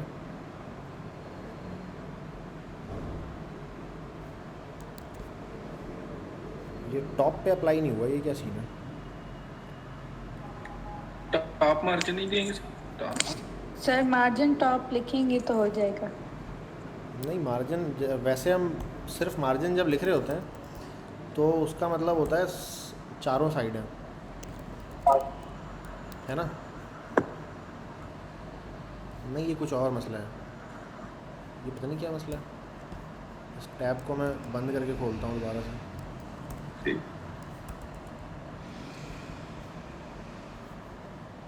ओके, गॉट इट। ये इनलाइन एलिमेंट की वजह से हो रहा है, इसको मैं इनलाइन ब्लॉक करूँगा ना, ये सही हो जाएगा। असल में मैं चाह रहा नहीं हूँ, कर रहा है जो बॉडी पे मार्जिन 0 लगा है। हाँ मैं चाह रहा हूँ 1 एट अ टाइम हम चीज़ करें। ये देखो, इसको मैं डिस्प्ले इनलाइन ब्लॉक करूँगा ना, ये सही हो जाएगा। लेकिन मसला ये है, मैं चाह रहा हूँ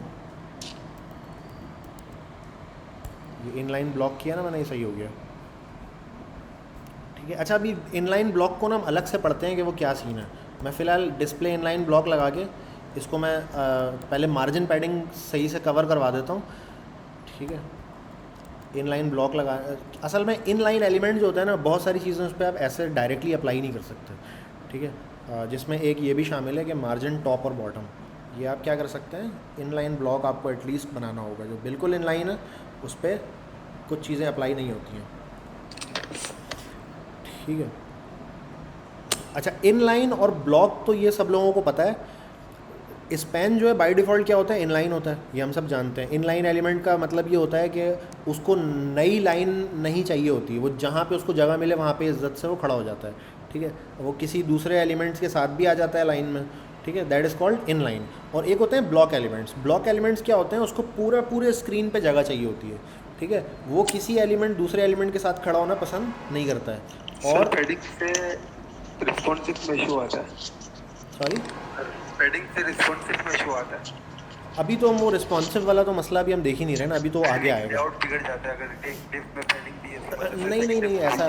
नहीं ऐसा नहीं है। अभी इंशाल्लाह वो हम जब आप प्रॉपर उसको रीड करेंगे ना, चीज़ों को प्रॉपर आप समझेंगे, तो वो आपको समझ में आ जाएगा कि आपके पास जो पैडिंग की वजह से रिस्पॉन्सिव में इशू आ रहा था वो क्यों आ रहा था। ठीक है, तो आप उसको सही कर लेंगे। अच्छा, तो इनलाइन हम कई जगह जो ये स्पैन सही तरीके से काम नहीं कर रहा होता, उसकी क्या वजह है? क्या चीज़ काम नहीं कर रहा होता? काफ़ी जगहों पे स्पैन सही तरीके से काम नहीं कर रहा होता। मतलब क्या काम नहीं कर रहा होता, ये भी बताओ ना। मकसद स्पैन जो है वो इनलाइन कर देता है ना, ब्लॉक को ख़त्म कर देता है, तो वो काम नहीं कर रहा होता कई जगह पे, तो उसकी क्या वजह है? देखो, जो एलिमेंट्स इनलाइन होते हैं ना, उनका अपना एक नेचर होता है। ठीक है, तो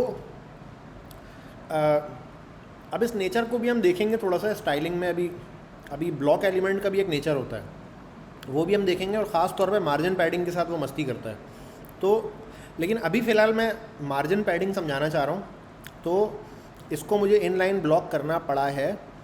तो मैं ये बता रहा था कि इनलाइन आपको पता है, ब्लॉक आपको पता है। इनलाइन ब्लॉक को आप इतना समझ लें कि उसमें कुछ प्रॉपर्टीज़ इनलाइन वाली होती है, कुछ प्रॉपर्टीज़ ब्लॉक वाली होती है। ठीक है, इनलाइन वाली प्रॉपर्टी क्या होती है कि वो कहीं भी जाके खड़ा हो जाता है। ठीक है, उसको मसला नहीं होता, उसको नया लाइन नहीं चाहिए होती है, पूरे स्क्रीन को कैप्चर नहीं करता। ये इनलाइन वाली प्रॉपर्टी है। और ब्लॉक वाली प्रॉपर्टी है कि अब वो अपना साइज़ मेंटेन कर सकता है। ठीक है, उसको मैं जितनी विड्थ दूंगा, जितनी हाइट दूंगा, मार्जिन पैडिंग दूंगा, वो अपने साइज़ को कैरी करके रख सकता है। On other and inline element जो होता है वो उसके लिए ये सम टाइम पॉसिबल नहीं होता कि वो अपने साइज़ को कैरी कर सके। जब दूसरे एलिमेंट्स उसको दबाते हैं ना तो वो दब जाता है, ठीक है। ये मैं ऐसे मतलब समझने के एतबार से बता रहा हूँ। तो इन लाइन एलिमेंट के अंदर मोस्ट ऑफ द टाइम ये कैपेबिलिटी नहीं होती कि वो अपने साइज़ को बरकरार रख सके, ठीक है, या साइज़ अपना, तो वो अपने कंटेंट के ऊपर टाइट होने की कोशिश करता है। जो भी कंटेंट है उसके बॉक्स के अंदर वो उस पर टाइट रहने की कोशिश करता है, ठीक है। वो ये कोशिश नहीं करता कि वो जगह घेरे। तो इस वजह से हमें इसको चेंज करना पड़ा है।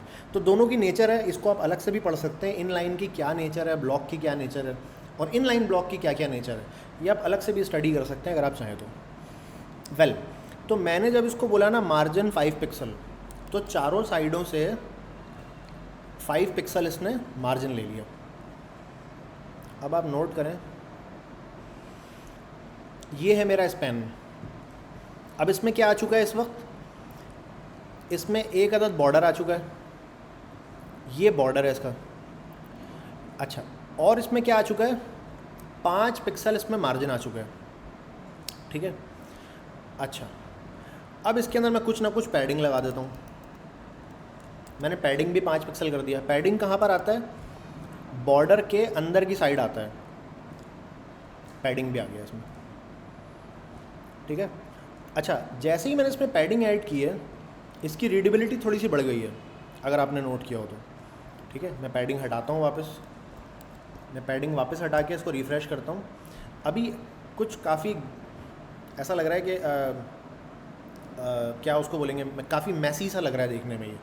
अभी तो खैर ये एक लाइन का टेक्स्ट है, लेकिन जब ये ज़्यादा लाइनों का टेक्स्ट होगा तो आपको ये और ज़्यादा फील होगा कि यार ये आपस में बहुत घुसा घुसा हुआ है सारा कुछ, और ये पढ़ा नहीं जा रहा है, ठीक है। जैसे ही मैं पैडिंग लगाता हूँ इसके ऊपर तो थोड़ा सा इम्प्रूव हो जाता है ये, इसका जो आपका रीडेबिलिटी है वो थोड़ी इम्प्रूव हो जाती है, जैसा कि बुक में इन्होंने बताया।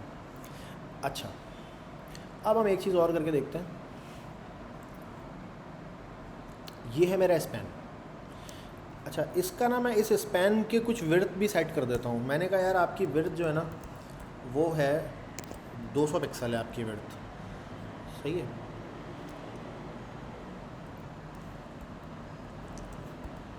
अच्छा, 200 पिक्सल थोड़ी ज़्यादा हो गई, इसको मैं 100 पिक्सल कर देता हूँ।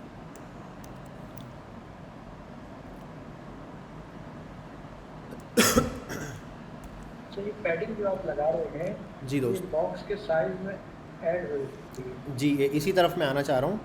देखें, अब मैंने क्या बोला, मैंने ये बोला कि मेरे जो बॉक्स का जो साइज़ है वो क्या हो जाए, 100 पिक्सल हो जाए, ठीक है। मैंने यहाँ पे CSS में बोला कि आपका जो साइज़ है 100 पिक्सल होगा। अच्छा, लेकिन जब मैं यहाँ पे आके अब क्लिक करता हूँ तो आप देखें यहाँ पे साइज़ क्या मुझे मेंशन कर रहा है, ये 112 पिक्सल साइज़ मेंशन कर रहा है, ठीक है। इसकी जो विड्थ है, अच्छा हमेशा याद रखें ये जो 2 लिखा हुआ है ना साइज़ 112/30, तो जो पहला वाला है वो इसकी विड्थ होती है, सेकंड वाला जो वो उसकी हाइट होती है, ठीक है। तो मैंने विड्थ तो मैंने सेट कर दिया है, मैंने कहा विड्थ आपकी 100 पिक्सल होनी चाहिए, बट यहाँ पे 112 पिक्सल शो हो रही है। उसका रीज़न ये है कि वो तो 100 हो गई, 5 पिक्सल मैंने इसमें वो लगाया, क्या कहते हैं आपका मार्जिन लगाया, और 5 पिक्सल मैंने पैडिंग लगाई है इसके अंदर। तो 5 और 5 10 पिक्सल वो हो गए, सही है। किसकी बात हो रही है, ये विड्थ की बात हो रही है। 5 और 5 10 पिक्सल वो वाले हो गए, और फिर बॉर्डर लगा हुआ है इस पर 1 पिक्सल, ठीक है। तो बॉर्डर 1 पिक्सल इस तरफ और 1 पिक्सल उस तरफ, तो ये 2 पिक्सल ये हो गए, ठीक है। तो इस वजह से यहाँ पे 112 पिक्सल ये शो हो रहा है, सही है। सब लोगों को ये बात समझ आई? अगर किसी का कोई इसमें सवाल है तो प्लीज़ बताएं।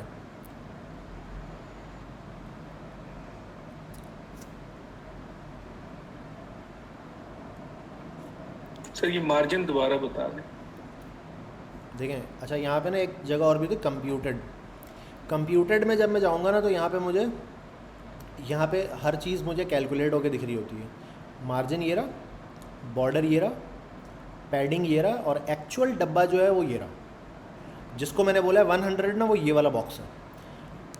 तो अब अगर इसकी विड्थ को मैं कैलकुलेट करूँ, 100 मैंने एक्चुअल बॉक्स को बोल दिया, पैडिंग, बॉर्डर और मार्जिन ये एडअप होगा उस विड्थ में जो मैंने CSS में पहले बता दी है। तो 5 और ये 5 10 और ये 1 11, सही है। और 5 और 5 10 और 1 ये 11। यार वैसे तो उसको इसकी विड्थ आनी चाहिए 5 और 5 10 11 और 11 22, तो 122 पिक्सल आनी चाहिए। 122 नहीं आ रही थी, 112 आ रही है।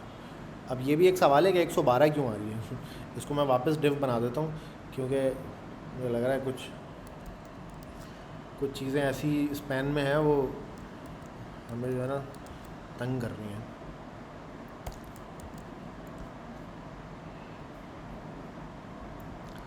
अच्छा, इसको 122 पिक्सल शो करना चाहिए मेरे हिसाब से, लेकिन ये 112 पिक्सल शो कर रहा है। अब ये मुझे नहीं पता कि ये क्यों कर रहा है। अगर आप में से किसी को ये पता है तो प्लीज़ मुझे बताएं।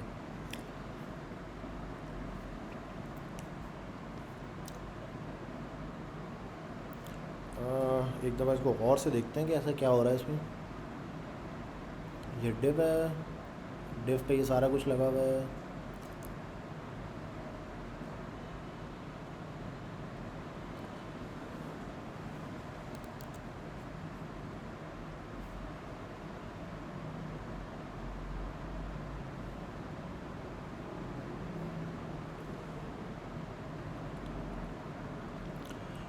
क्योंकि बीच में है 100 पिक्सल, 5 और 5 10 और 1 11, इस तरफ 11 और इस तरफ भी 11, 11 और 11 होते हैं 22। तो एक मार्जिन काउंट नहीं हो रही। सॉरी, क्या काउंट नहीं हो रही?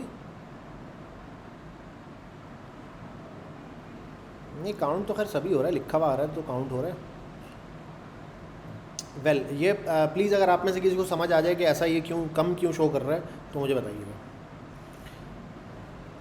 अच्छा, तो हमने एटलीस्ट ये समझ लिया कि भाई बॉक्स मॉडल जो है ना वो काम कैसे कर रहा है। बॉक्स मॉडल इस तरह काम कर रहा है कि एक होता है अंदर का बॉक्स, एक होता है उसका बॉर्डर, ठीक है। बॉर्डर के बाहर की साइड जो स्पेस होगा वो मार्जिन होगा, बॉर्डर के अंदर की साइड का जो स्पेस होगा वो पैडिंग होगा।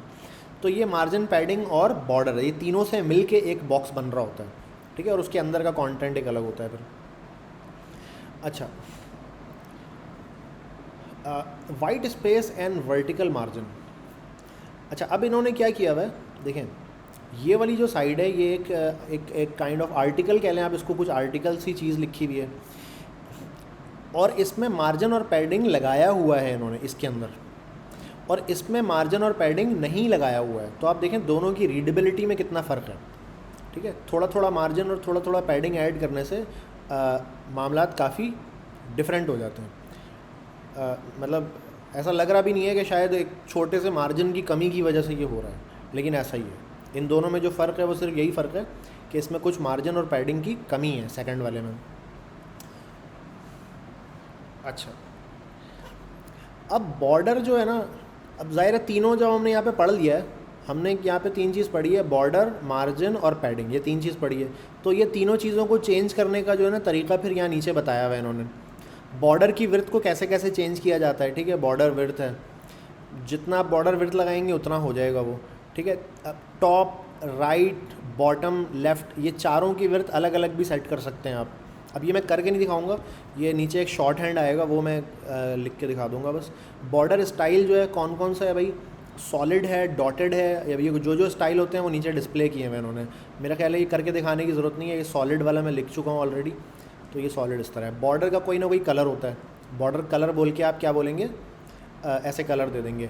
आप चारों साइडों का कलर अलग अलग भी सेट कर सकते हैं, जो कि इन्होंने करके भी दिखाया हुआ है यहाँ पे, ठीक है। बॉर्डर कलर बोल के जो सबसे पहला वाला है वो क्या है, टॉप है, जो सेकंड वाला है वो राइट है, फिर जो थर्ड वाला है वो बॉटम है, और सबसे लास्ट वाला जो है वो लेफ़्ट है। अच्छा, ये कैसे मुझे पता चल रहा है, ये क्लॉकवाइज चलता है, ठीक है। ये शुरू होता है टॉप, क्योंकि क्लॉक में जो कांटा है वो टॉप से शुरू होता है, उसके बाद जाता है राइट पे, ठीक है। जो जिस एंगल से आप देख रहे होंगे क्लॉक को, उस एंगल की बात हो रही है, ठीक है। सबसे पहले टॉप पे होता है, उसके बाद जाता है राइट पे, उसके बाद बॉटम पे आ जाता है, और उसके बाद लास्ट में जाता है लेफ़्ट के ऊपर। तो देखें आप उसी सीक्वेंस में यहाँ पे लिखा हुआ है। तो आप ऐसे करके भी लिख सकते हैं और आप चारों को अलग अलग भी दे के लिख सकते हैं, ठीक है। इन्होंने दोनों तरीके से करके बताया हुआ है। अच्छा, अब है इसका ये शॉर्ट हैंड।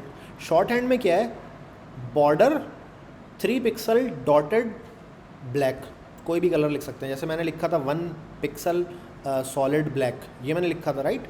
तो ये मैंने लिखा था shorthand, border equal to 1 pixel solid black, ये मैंने शॉर्ट हैंड में लिखा था, ठीक है। ज़्यादातर शॉर्ट हैंड में ही लिख रहे होते हैं, लेकिन ऊपर जो तरीके दिए हुए हैं इनको भी आप एक दफ़ा चला कर देख लीजिएगा अपने हाथ से, और अगर उसमें कोई प्रॉब्लम आए तो ग्रुप में पूछिएगा। अच्छा, फिर इसी तरह पैडिंग है। पैडिंग बहुत ही आसान है। आपने कहा पैडिंग और एक पिक्सल में साइज़ बता दिया आपने, तो जब आप ऐसे पैडिंग करके पिक्सल में साइज़ बताएंगे तो ये वाला जो 10-10 पिक्सल चारों साइड से ये पैडिंग ले लेगा। आप ये ऊपर वाला बॉक्स देखें, इसमें पैडिंग नहीं लगी हुई है नीचे वाला जो बॉक्स है इसमें पैडिंग लगी हुई है, तो चारों साइड इसने ले लिया। इसके अलावा मेरे पास चारों साइडों का अलग अलग सेट करने का भी ऑप्शन है, ठीक है। मैं सिर्फ पैडिंग ना लिखूँ, मैं लिखूँ पैडिंग टॉप, तो पैडिंग टॉप करके जब मैं दूंगा तो सिर्फ टॉप पे लगेगा, वो कहीं और नहीं लगेगा, बाकी तीनों साइडों पे नहीं लगेगा, ठीक है। अच्छा, इसी तरीके से पैडिंग करके मैं ऐसे भी दे सकता हूँ। अच्छा, ये कौन सा वाला है? ये वही क्लॉकवाइज वाला है। सबसे पहला टॉप, फिर उसके बाद राइट, फिर उसके बाद बॉटम, फिर उसके बाद लेफ़्ट, ठीक है। घड़ी का कांटा है ना, उसकी तरह चल रहा है, ये टॉप से शुरू हो रहा है और ऐसे कांटे की तरह घूम के जा रहा है। तो ऐसे भी करके लिख सकता हूँ मैं। ये सारे मुख्तलिफ़ तरीक़े हैं एक ही काम को करने के, इनको चला कर देख लीजिएगा अपने हाथ से। इसमें कोई ऐसा बहुत आसान है, बहुत सिंपल है, लेकिन फिर भी अगर कोई प्रॉब्लम है तो ग्रुप में पूछिएगा। अच्छा, उसके अलावा मार्जिन है, ठीक है। मार्जिन में भी क्या है, ऐसे आप लिखते हो मार्जिन और 20 पिक्सल आपने बोल दिया। 20 पिक्सल मार्जिन का मतलब है कि चारों साइड 20 पिक्सल ले लेगा वो, ठीक है। चारों साइडों पे 20-20 पिक्सल ले लेगा वो। अच्छा, उसके अलावा आप क्या कर सकते हैं, चारों साइड का मार्जिन अलग अलग भी डिफ़ाइन कर सकते हैं और क्लॉकवाइज भी डिफ़ाइन कर सकते हैं शॉर्ट हैंड में, ठीक है। ये तीनों तरीके सही हैं, जो आपके केस में आपको सूटेबल लगे वो आप कर लें। अच्छा, उसके बाद है सेंटरिंग कंटेंट। सेंटरिंग कंटेंट में क्या बोलते हैं आप कि टेक्स्ट अलाइन और सेंटर। अच्छा, टेक्स्ट अलाइन सेंटर हम ये लगा के भी देख लेते हैं मेरे केस में। मेरे इस केस में अगर आप और करें तो मेरा जो कंटेंट है ना वो अपने बॉक्स के अंदर सेंटर में नहीं है, अपने बॉक्स के अंदर वो लेफ़्ट की तरफ हुआ है। अगर मैं इस पे आके बोल दूँ टेक्स्ट अलाइन सेंटर, तो फिर देखते हैं क्या होता है। ये हो गया सेंटर में, लेकिन इसको सेंटर में होने के लिए ज़रूरी है कि बॉक्स इतना बड़ा हो कि वो सेंटर में हो सके, ठीक है। बॉक्स ज़रूरी है कि इतना बड़ा हो कि वो सेंटर में हो सके। मिसाल के तौर पे अगर मैं इसके बॉक्स का साइज़ कम कर दूं, मिसाल के तौर पे मैं 50 पिक्सल कर दूं बॉक्स का साइज़, राइट। 50 पिक्सल करने के बाद क्या होगा, बॉक्स में जगह ही नहीं बचेगी राइट लेफ़्ट होने की। तो अब मैं इसको मैं सेंटर लगाऊं, राइट लगाऊं, लेफ़्ट लगाऊं, कोई फ़र्क नहीं पड़ेगा। नहीं, फ़र्क पड़ रहा है यार अभी भी। तो पॉइंट मेरा ये था कि जगह इतनी होनी चाहिए। अभी भी कुछ जगह है यहाँ पे। असल में वो चूँकि 2 ही वर्ड्स हैं तो वो 2 वर्ड जो है ना कोलैप्स हो गए हैं, 2 अलग अलग उस पर। तो पॉइंट मेरा ये है कि बॉक्स के अंदर ना इतनी जगह होनी चाहिए कि वो राइट लेफ़्ट ऐसे हो सके, ठीक है। अगर तो राइट लेफ़्ट होने की जगह उसके अंदर नहीं है बॉक्स के अंदर, तो वो ज़ाहिर है फिर मूव नहीं करेगा। सम टाइम आप उसको राइट लेफ़्ट करने की कोशिश कर रहे होते हैं, लेकिन वो असल में हो नहीं पा रहा होता, क्योंकि राइट लेफ़्ट में जगह ही मौजूद नहीं होती। तो मैं काम करता हूँ, इसको ये करके दिखाने के लिए मैं विड्थ इसकी हटा देता हूँ। विड्थ इसकी हटा के देखता हूँ ये कितना। अच्छा, फिर तो ये पूरा ले लेगा ना।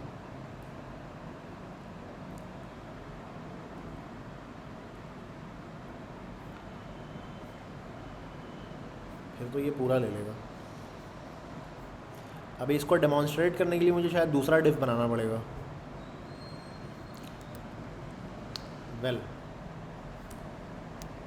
100 था ना ये। मैं इसको इतना छोटा कर देता हूँ कि इसके अंदर मूव होने की जगह ना बचे। सही है, जस्ट टू डेमॉन्स्ट्रेट कि भाई उसमें इतना मतलब स्पेस होगा जब ही वो काम करेगा। अब 100 से मैं इसको क्या किया, मैंने थोड़ा करके कम कर दिया, ठीक है। 79 पिक्सल पे आने के बाद ना इसमें फिर जगह नहीं बचेगी राइट लेफ़्ट होने की, तो मैं 79 पिक्सल इसकी विड्थ कर देता हूँ। 79 पिक्सल, ठीक है। अब 79 पिक्सल होने के बाद इसको मैं रिफ़्रेश करता हूँ, तो 79 पिक्सल होने के बाद कुछ इस तरह की सिचुएशन है, ठीक है। अब मैं इस पर लगाता हूँ align right, ALIGN, align item नहीं था, अलाइन टेक्स्ट अलाइन था, टेक्स्ट अलाइन राइट, ठीक है। बाई डिफ़ॉल्ट लेफ़्ट पे होता है, मैंने राइट लगाया। अब इसको मैं रिफ़्रेश करता हूँ तो बिल्कुल हल्का सा मूव हुआ है वो, अगर किसी ने नोट किया हो तो बिल्कुल हल्का सा मूव हुआ है। अच्छा, यहाँ से मैं इसको चेक हटाऊँगा ना, अब देखें हल्का सा बिल्कुल मूव हो रहा है। यानी 1-2 पिक्सल की जो जगह थी ना उसके पास, उसी पे ही मूव हो रहा है वो, राइट लेफ़्ट तो अप्लाई हो रहा है लेकिन 1-2 पिक्सल की जगह पे ही अप्लाई हो रहा है।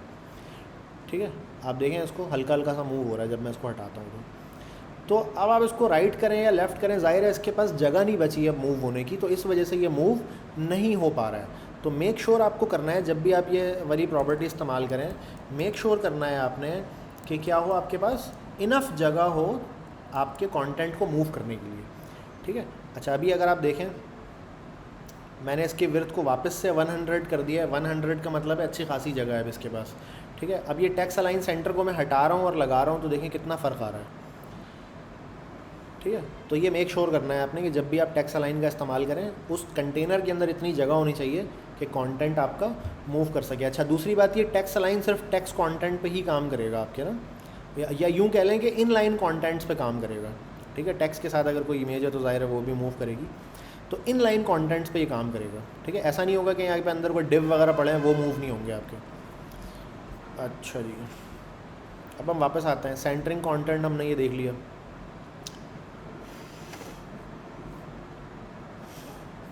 अच्छा ये कुछ बता रहे हैं कि इंटरनेट एक्सप्लोरर 6 में ना बॉक्स मॉडल थोड़ा सा मुख्तलिफ है कुछ। ठीक है, ये वो बता रहे हैं, लेकिन अब इंटरनेट एक्सप्लोरर 6 जो है वो डिसकंटिन्यू हो चुका है ऑफिशियली, तो मेरा ख्याल है इसको डिस्कस करना फ़ायदा नहीं है, इसको हम छोड़ देते हैं। अच्छा, चेंजिंग द डिस्प्ले इनलाइन और ब्लॉक। कोई भी आइटम अगर इनलाइन है तो उसको हम CSS के ज़रिए ब्लॉक बना सकते हैं, और कोई भी आइटम अगर ब्लॉक है तो हम उसको CSS के ज़रिए इनलाइन बना सकते हैं। ठीक है, अब इनका बिहेवियर भी यहाँ पे थोड़ा सा इन्होंने डिस्कस किया, बहुत ज़्यादा तो नहीं किया, थोड़ा सा किया है। ठीक है, जैसे इनलाइन ब्लॉक हम देखते हैं क्या है, this causes a block level element to flow like an inline element while retaining other features of block level element. अब ये रिटेनिंग अदर फीचर्स तो लिख दिया इसने, एग्जैक्टली नहीं बताया कि कौन से फीचर वो रखेगा और कौन से फीचर वो लूज़ करेगा। ठीक है, क्योंकि ये बुक जो है वो कोई मतलब बहुत हाईली टेक्निकल बुक नहीं है, ये बुक बिगनर्स के हिसाब से डिज़ाइन की गई है, तो इसलिए इसमें इतनी ज़्यादा वो वाली डिटेल नहीं है कि वो एग्जैक्टली कौन सी चीज़ रखेगा, वरना अगर इतनी ज़्यादा डिटेल लिखने लगेंगे तो शायद बुक बहुत ज़्यादा लेंदी हो जाए। तो मेरा ख्याल है बुक में अगर इतना बताया है इन्होंने तो हम यहीं तक ही रखते हैं। अच्छा, अगर मैं कर दूंगा ना डिस्प्ले नन, तो वो डिस्प्ले से बिल्कुल ही गायब हो जाएगा। ठीक है, डिस्प्ले पे वो नज़र ही नहीं आएगा। तो ये हम थोड़ा सा करके देख भी चुके हैं, नन जो है वो करके देख लेते हैं। मैंने इस डिव पे आके बोला डिस्प्ले नन, और जैसे ही मैं रिफ़्रेश करूँगा तो ये पूरा डिस्प्ले से गायब हो गया डिस्प्ले नन की वजह से। ठीक है, इसको हटाया मैंने वापस से डिस्प्ले हो गया। तो डिस्प्ले नन करके किसी भी एलिमेंट को वक्ती तौर पे क्या किया जा सकता है, डिस्प्ले से गायब किया जा सकता है। होती है कभी ज़रूरत होती है, मिसाल के तौर पे मुझे किसी बटन के क्लिक पे उसको शो कराना है, तो बाय डिफ़ॉल्ट मैं क्या रखूँगा, उसको नन रखूँगा डिस्प्ले।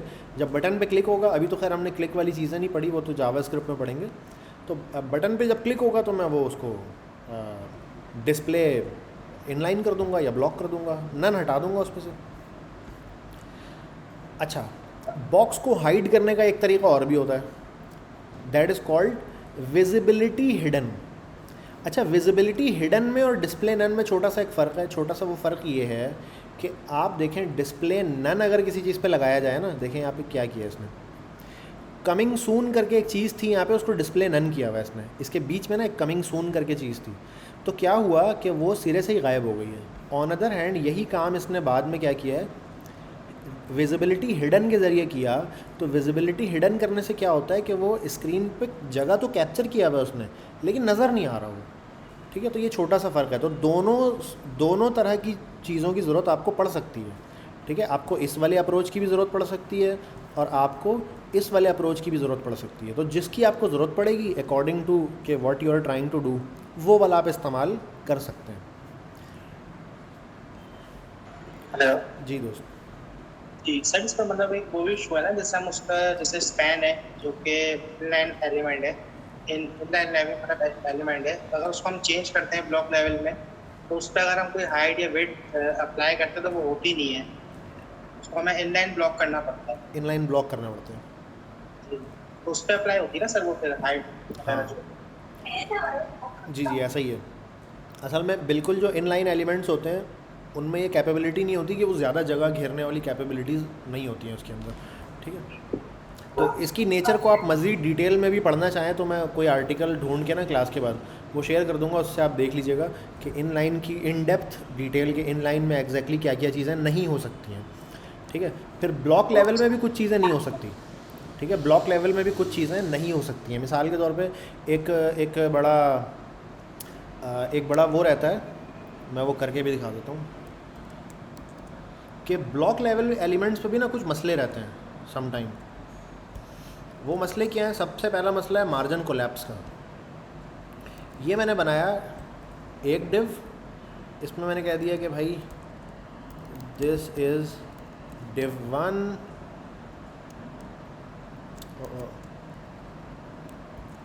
और एक दूसरा डिव बना दिया, मैंने कहा दिस इज़ डिव 2, ठीक है। दोनों को क्लास भी दे देता हूँ मैं। क्लास इसलिए दे रहा हूँ ताकि इसके ऊपर मैं क्या करना चाह रहा हूँ, कुछ ना कुछ स्टाइलिंग अप्लाई करना चाह रहा हूँ।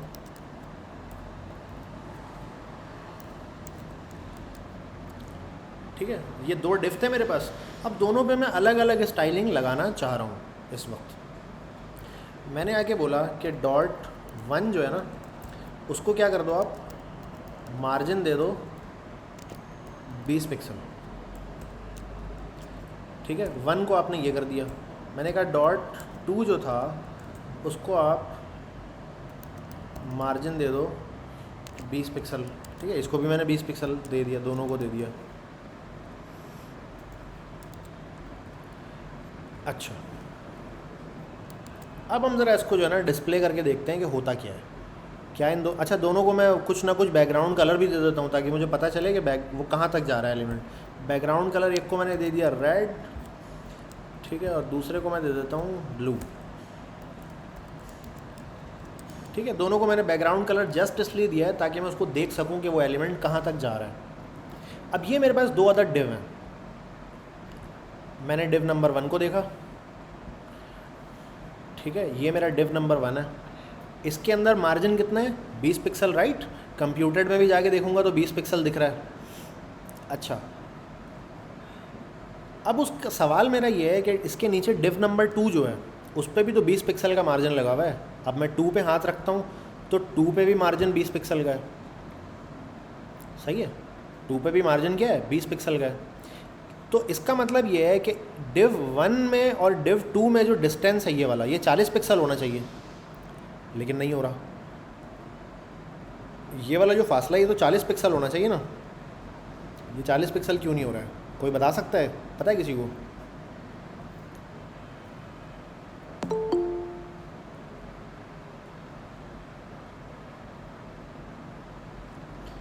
कोई भी अगर बताना चाहे तो अपना माइक ओपन करके बता सकता है।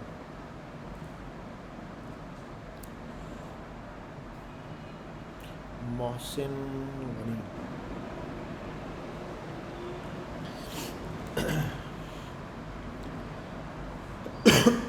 माइक ओपन करके बताएं यार, चैट में पढ़ना थोड़ा डिफ़िकल्ट है। एज ए ब्रेन स्टॉर्मिंग का सवाल है, सही गलत नहीं है। सही तो मैं बताऊंगा ना, पता होता तो आते ही क्यों फिर यहाँ पे। तो मैंने दोनों डिव के ऊपर 20-20 पिक्सल का मार्जिन लगाया है, ठीक है। तो ये नीचे वाले पे भी 20 पिक्सल है, ऊपर वाले पे भी, चलो 20 नहीं, इसको थोड़ा कम कर देते हैं, शायद 20 से थोड़ा 10-10 कर देता हूँ मैं। सही है, 10-10 कर दिया मैंने। अब ये 10 पिक्सल कितना होता है ये स्क्रीन पे आपको दिख रहा है, सही है। ये वाला जो इतना जो पार्ट है, ये साइड पे जो पार्ट है, ये आपको दिख रहा है 10 पिक्सल कितना होता है। तो डिव नंबर 1 और डिव नंबर 2 के दरमियान जो फासला है वो तो ऊपर वाले पे भी है मार्जिन, नीचे वाले पे भी है ना, तो दोनों पे अप्लाई होना चाहिए ना, 20 पिक्सल हो जाना चाहिए डिस्टेंस इसका, लेकिन नहीं हो रहा है। तो इस फिनोमेना को हम कहते हैं मार्जिन कोलैप्स। इसको मैं एक तरह से और डिस्प्ले कराने की कोशिश करता हूँ। मैं इस पर बॉर्डर लगा देता हूँ,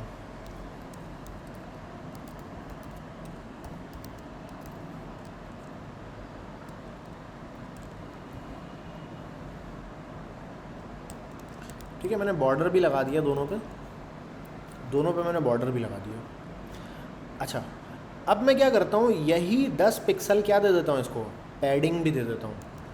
10 पिक्सल में क्या कर देता हूँ, पैडिंग भी दे देता हूँ। और यहाँ पे भी आके मैं क्या करता हूँ, पैडिंग भी मैंने 10 पिक्सल दे दी। अब नोट करो, पैडिंग जो है वो कौन से कलर में दिख रही है? मुझे हल्के ग्रीन कलर में दिख रही है, ये पैडिंग है मेरे पास। अच्छा, डिव नंबर 2 में अगर मैं जाऊँ तो यहाँ पे भी हल्के ग्रीन कलर में पैडिंग दिख रही है। पैडिंग में ये वाला मसला नहीं आ रहा, सही है, पैडिंग में ये वाला मसला नहीं आ रहा, मसला आ रहा है सिर्फ मार्जिन में।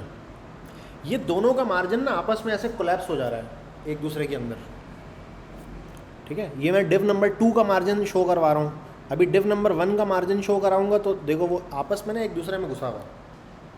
हालांकि होना ये चाहिए था कि 20 पिक्सल हो जाता ये वाला जो फासला है इसके दरमियान का, लेकिन वो नहीं हो रहा।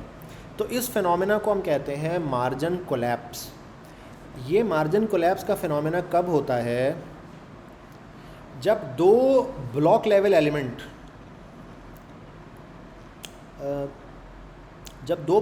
एलिमेंट ऐसे ऊपर नीचे आते हैं ना, जब ऊपर नीचे आते हैं तो इस वाले का ये जो ऊपर है इसका मार्जिन, नीचे वाला जो मार्जिन होता है, और जो सेकंड पे एलिमेंट आया हुआ है उसका जो मार्जिन टॉप होता है, ये आपस में क्या हो जाते हैं? आपस में ऐसे एक दूसरे के अंदर चले जाते हैं, ठीक है। अच्छा, अब एक और सवाल है मेरा। अब मेरा एक और सवाल ये है, दोबारा कहाँ गया वो, इसकी पैडिंग हटा देता हूँ। पैडिंग तो मैंने ऐसे ही चेक करना, पैडिंग में ये मसला आता नहीं है, पैडिंग से इसका कोई लेना देना नहीं है। पैडिंग हटा देता हूँ मैं, सही है, पैडिंग हट गई, सिर्फ अभी मार्जिन है। अब मुझे ये बताओ कि अगर मैं सेकंड वाले डिव का मार्जिन टॉप 0 कर दूँ तो क्या होगा? क्या ये डिव अभी मूव करेगा कहीं या क्या करेगा?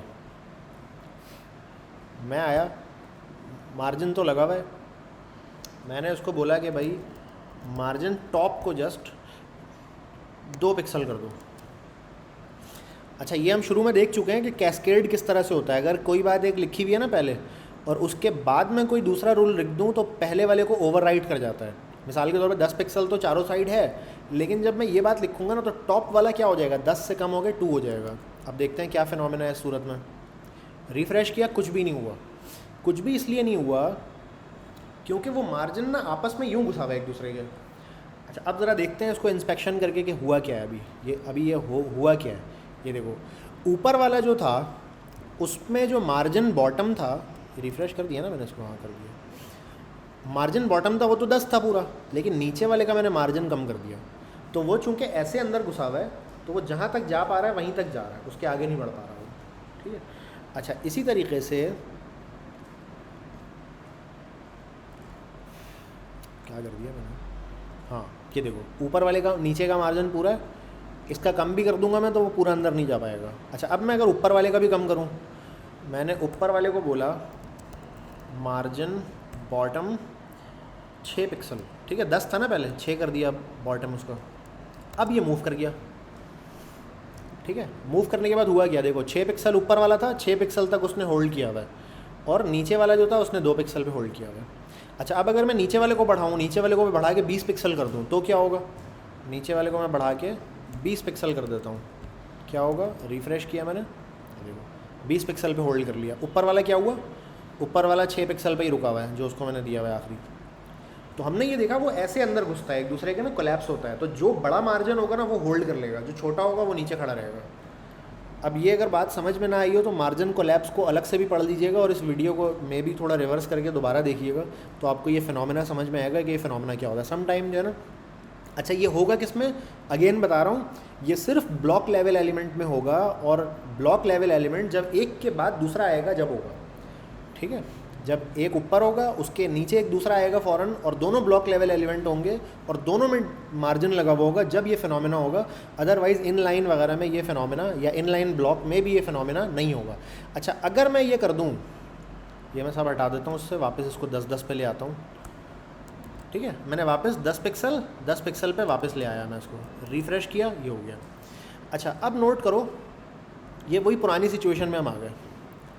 अगर मैं इसका डिस्प्ले चेंज कर दूं, अभी तो ये डिस्प्ले क्या है? डिस्प्ले है ब्लॉक जो बाय डिफ़ॉल्ट होता है डिव। अगर मैं इसका डिस्प्ले कर दूं इन लाइन ब्लॉक तो क्या होगा? ये मार्जिन कोलैप्सिंग फ़ौरन ख़त्म हो जानी चाहिए। देखते हैं करके होता है या नहीं होता।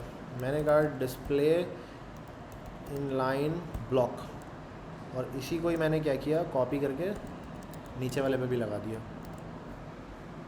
अब इन दोनों का क्या हो चुका है? कोलैप्स नहीं हो रहा है अब मार्जिन, अब दोनों का मार्जिन अलग अलग है, नोट करो,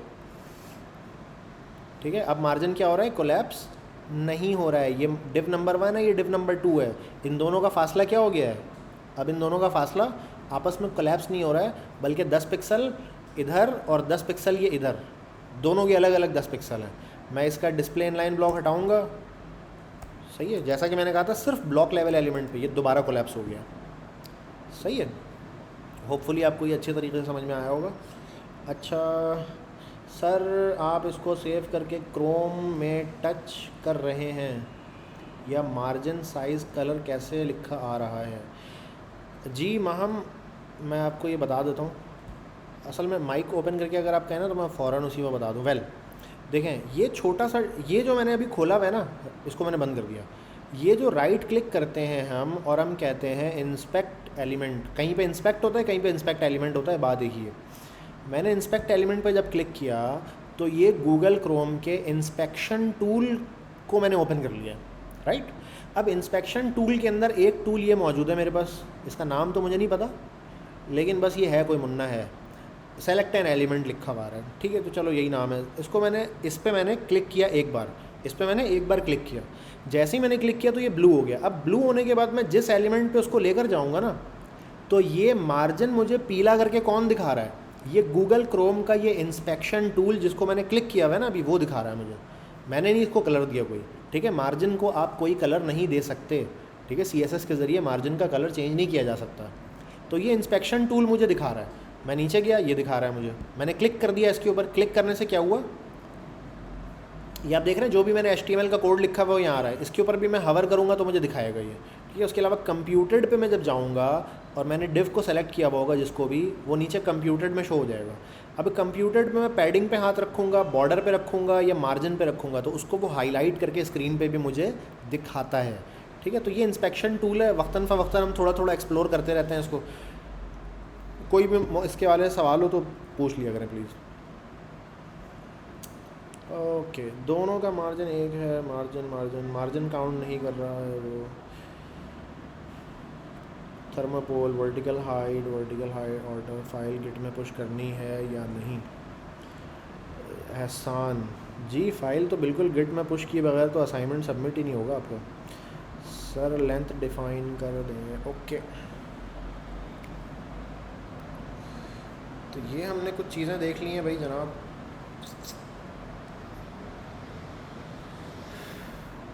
आगे चलते हैं भाई अब इसमें हम। अच्छा, बॉर्डर जो आप लगाते हैं ना, उसकी जगह आप इमेज का भी बॉर्डर लगा सकते हैं। उसका इन्होंने ये पूरा बताया हुआ है कि जैसे एक डॉट को आपने एज अ बॉर्डर अप्लाई करना हो तो वो कैसे कर सकते हैं। तो इसको आप करके देखिएगा, कोई ऐसा इसमें रॉकेट साइंस तो नहीं है, ठीक है। मतलब बॉर्डर की जगह जो 1 पिक्सल सॉलिड ब्लैक लगाते थे उसकी जगह URL लगाया हुआ है। तो ये करके देखने वाली चीज़ है, ये करके देखिएगा, समझ में ना आए तो ग्रुप में पूछिएगा, ठीक है। इसी तरह बॉक्स शेडो है, जैसे टेक्स्ट शेडो होता है ऐसी बॉक्स शेडो है। इसमें क्या है, इसमें भी 3 पैरामीटर्स हैं, ठीक है। तीनों पैरामीटर क्या बता रहे होते हैं, horizontal offset, vertical offset, amount of blur और amount of spread of shadow. तो ये 4 पैरामीटर है, ये भी करके देखने वाली चीज़ है। इन्होंने कुछ कोड यहाँ पर लिखा हुआ है, नीचे इसका डिस्प्ले मुख्तलिफ अलग अलग दिख रहा है आपको, इसी को देख कर लिखिएगा, एज इट इज़ चल जाएगा ये, ठीक है, कोई इसमें ऐसी बात नहीं है। Rounding the corners, some time आपको बॉर्डर को राउंड करना होता है, तो वो आप कैसे करते हैं, that is called border radius, ठीक है। वापस जाता हूँ मैं, मेरे पास अभी जो ये दोनों डिव डिस्प्ले हुए हैं, इनका कॉर्नर जो है इस वक्त स्क्वायर है, शार्प कॉर्नर्स हैं। मैं अगर चाहता हूँ कि इनमें से एक का, यानी कि डिव नंबर 2 का जो कॉर्नर है वो राउंड हो जाए, तो मैं क्या करूँगा, मैं इस पे आके बोलूँगा बॉर्डर रेडियस 5 पिक्सल सेव, ठीक है, और रिफ़्रेश। आप देखें बॉर्डर हल्का सा क्या हो गया, इसका राउंड हो गया। अच्छा, ये भी मैंने 5 पिक्सल लगाया है, मैं इसको बढ़ा भी सकता हूँ मज़ीद अपने ज़रूरत के हिसाब से। 5 पिक्सल को मैं जितना बढ़ाता जाऊँगा इतना ये गोल होता चला जाएगा, ठीक है। ये 20 पिक्सल पे आने के बाद यहाँ इतना गोल हो गया ये, ठीक है। इसको मैं कम भी कर सकता हूँ, इसको मैं 1 पिक्सल भी कर सकता हूँ, दैट इज़ 1 पिक्सल। 0 पिक्सल तो खैर 0 पिक्सल लगाने का मतलब है वो ख़त्म हो जाएगा फिर, ठीक है। तो 5 पिक्सल 10 पिक्सल जितना आपको रिक्वायर्ड होगा आप उसको इतना गोल कर सकते हैं। अच्छा, तो बॉर्डर रेडियस बहुत सिंपल सा था इसमें। अच्छा, इसमें आप पिक्सल के साथ साथ इसको परसेंटेज में भी दे सकते हैं, ठीक है। जो भी यानी पिक्सल की जगह EM हमने एक पढ़ा था, हमने परसेंटेज पढ़ा था, सही है। वो सारी चीज़ें आप यहाँ पे पास कर सकते हैं, कोई ऐसा मसला नहीं है। तो ये बॉर्डर रेडियस इन्होंने भी चला कर दिखाया है। और अब एक है हमारे पास बॉर्डर रेडियस के अंदर थोड़ा सा एडवांस उसका। वापस आता हूँ मैं बॉर्डर रेडियस पे। अभी मैंने इसको बोला है 5 पिक्सल, राइट। तो 5 पिक्सल बोलने की वजह से क्या हुआ, इसने चारों साइडों से 5-5 पिक्सल ले लिए।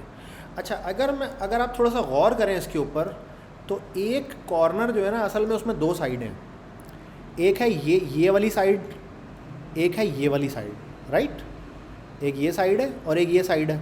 अच्छा, फिर अगला जो कॉर्नर है ये वाला, इसमें भी 2 साइड है, एक ये है और एक ये है। तो जाहिर है मेरे पास, मुझे ज़्यादा कंट्रोल जब चाहिए होगा तो मैं क्या करूँगा, मुझे पूरा कंट्रोल अगर चाहिए तो मुझे टोटल कितनी इसको वैल्यूज़ पास करनी पड़ेंगी, 8 वैल्यूज़, क्योंकि 4 कॉर्नर है, हर कॉर्नर की 2-2 वैल्यू है, ठीक है। एक है इस साइड वाली, एक है इस साइड वाली, तो टोटल 8 वैल्यू मुझे पास करनी होगी। तो ये वाला जो पार्ट है ना, इलिप्टिकल शेप्स जो है, वो इसमें इन्होंने यही किया हुआ है, ठीक है। टोटल 8 वैल्यू आप पास करेंगे, ठीक है। 1 2 3 4 5 6 7 8, ठीक है। इन्होंने यहाँ पे एक्सप्लेन भी किया हुआ है कि एक कॉर्नर जो होता है उसमें 2 साइडें होती हैं। मिसाल के तौर पे अगर मैंने 5 पिक्सल दिया ना, तो वो इसको भी 5 लेगा और इस वाले को भी 5 लेगा। But you have option to give different sizes on both side. तो जैसे आप देखें, इन्होंने कुछ यहाँ पे शेप्स बनाकर दिखाए हैं, ठीक है। अगर आप ऐसे करके देंगे, ये वाला जो तरीका इन्होंने किया हुआ है, इससे क्या बन के सामने आ जाएगा, ये नंबर 2 पे जो दिख रहा है, ये वो बन के सामने आ जाएगा। अच्छा, आप नोट करें यहाँ पे ना, एक ही चीज़ को इन्होंने 3-3 दफ़ा लिखा हुआ है, ठीक है। एक दफ़ा लिखा हुआ है बॉर्डर टॉप लेफ़्ट रेडियस, फिर उसके बाद मॉस बॉर्डर करके, और फिर वेबकिट। ये जो है ना, ये वाली 2 लाइन, ये पुराने ब्राउज़र्स को सपोर्ट देने के लिए होता है। ये आप ना भी लगाएं तो कोई मसला नहीं है। वेल, अगर आप पुराने ब्राउज़र को सपोर्ट देना चाहते हैं तो आप लगा लें फिर, ठीक है। इसी तरह जो असल लाइन है ना, वो ये एक ही लाइन है। ये नीचे वाली जो दोनों लिखी हुई है, ये एक ही चीज़ को बार बार रिपीट किया हुआ है। ये पुराने ब्राउज़र्स को सपोर्ट देने के लिए किया हुआ है। अगर आप ये नहीं लिखेंगे तो हो सकता है कुछ पुराने ब्राउज़र्स में ये ना चले, ठीक है। तो एहतियातन आप लिख लें। ना भी लिखें तो मेजर ब्राउज़र जितने हैं, जिस लेटेस्ट वाले, उनमें तो चलेगा ही है, ठीक है जी। तो इन्होंने कुछ बनाकर लगा के दिखाया हुआ है, इसको आप एज इट इज़ लगा कर देख लीजिएगा। इसकी ज़रूरत मुझे तो बहुत कम पड़ी है आज तक, शायद बल्कि इसकी ज़रूरत ही नहीं पड़ी मुझे कभी। बट एक टूल मौजूद है, आपको पता होना चाहिए इस टूल का। कभी आपको अगर इस तरह की चीज़ की ज़रूरत पड़ जाए तो आपको पता होना चाहिए, अच्छा यार, ये मेरे पास एक चीज़ मौजूद है यहाँ पे, जिसको मैं इस्तेमाल कर सकता हूँ।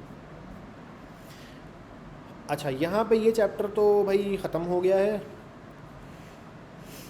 अब मैं ये देखना चाह रहा हूँ कि मुझे एक चीज़ पढ़ानी है, मीडिया क्वेरी। वो मैं यहाँ पे पढ़ा सकता हूँ? जी बिल्कुल पढ़ा सकता हूँ। मीडिया क्वेरी एक चीज़ है जिसका ज़िक्र इसी चैप्टर में होना चाहिए था, लेकिन बात कुछ ऐसी है कि जब मीडिया क्वेरी इंट्रोड्यूस हुई है ना, तो ये बुक उससे पहले की लिखी हुई है, इसलिए इस बुक में मीडिया क्वेरी का ज़िक्र नहीं है। तो हम आ जाते हैं जी मीडिया क्वेरी, और W3 स्कूल से देख लेते हैं हम, कोई इशू नहीं है, सही है। हमारे पास बुक में अगर कोई चीज़ नहीं लिखी हुई है, हम W3 स्कूल से देख लेंगे, हम मोज़िला के डॉक्यूमेंट्स में से देख लेंगे, हमारे पास इंटरनेट भरा पड़ा हुआ है। बस एक मेंटोर होने से ये होता है, जैसे मैं अभी मेंटोर के तौर पे आपके साथ मौजूद हूँ, तो किसी मेंटोर के होने से ये होता है कि इंटरनेट पे बहुत कुछ पड़ा हुआ है।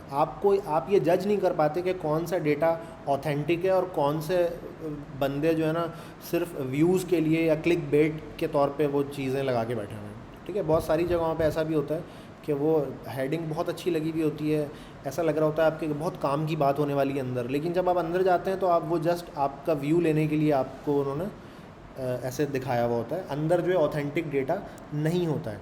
वेल, तो ये जो आर्टिकल है ये बिल्कुल ऑथेंटिक है, W3 स्कूल काफ़ी ऑथेंटिक रिसोर्स है। तो सबसे पहले हम देखते हैं कि मीडिया क्वेरी असल में है क्या। मीडिया क्वेरी सबसे पहले तो ये समझना होगा आपको कि CSS 3 में इंट्रोड्यूस करवाई गई, उससे पहले CSS के अंदर मीडिया क्वेरी मौजूद नहीं थी, ठीक है। अच्छा, मीडिया क्वेरी इस्तेमाल होती है कंडीशनल स्टाइलिंग के लिए। मिसाल के तौर पे जैसे मेरे पास ये 2 डिव है, ठीक है, ये 2 डिव है मेरे पास, और मैं ये चाहता हूँ, बल्कि चलो नया डिव बना लेते हैं एक, इन दोनों को क्लोज़ कर देते हैं यहीं पे, एक नया डिव बना लेते हैं मीडिया, बल्कि मीडिया क्वेरी का हम फोल्डर भी एक अलग ही बना लेते हैं, मीडिया क्वेरी का फोल्डर ही अलग बना लेते हैं।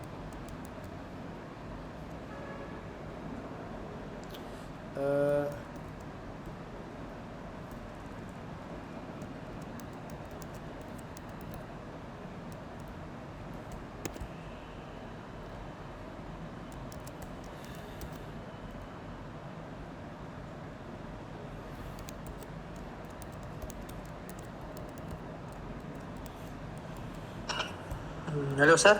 जी दोस्त, सर वेब को रिस्पॉन्सिव बनाने के लिए हम media query, flex box, grids use करते हैं, तीनों में डिफरेंस क्या है? अभी पहले मीडिया क्वेरी समझ तो लेना, फिर हम डिफरेंस भी देख लेंगे।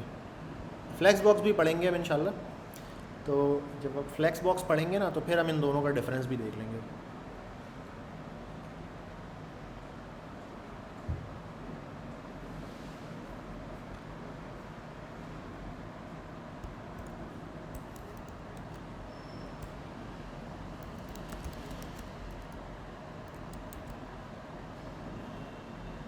ठीक है, मैंने कहा भाई दिस इज़ अ डिव, और एक मैंने स्टाइल भी ऊपर दे दिया।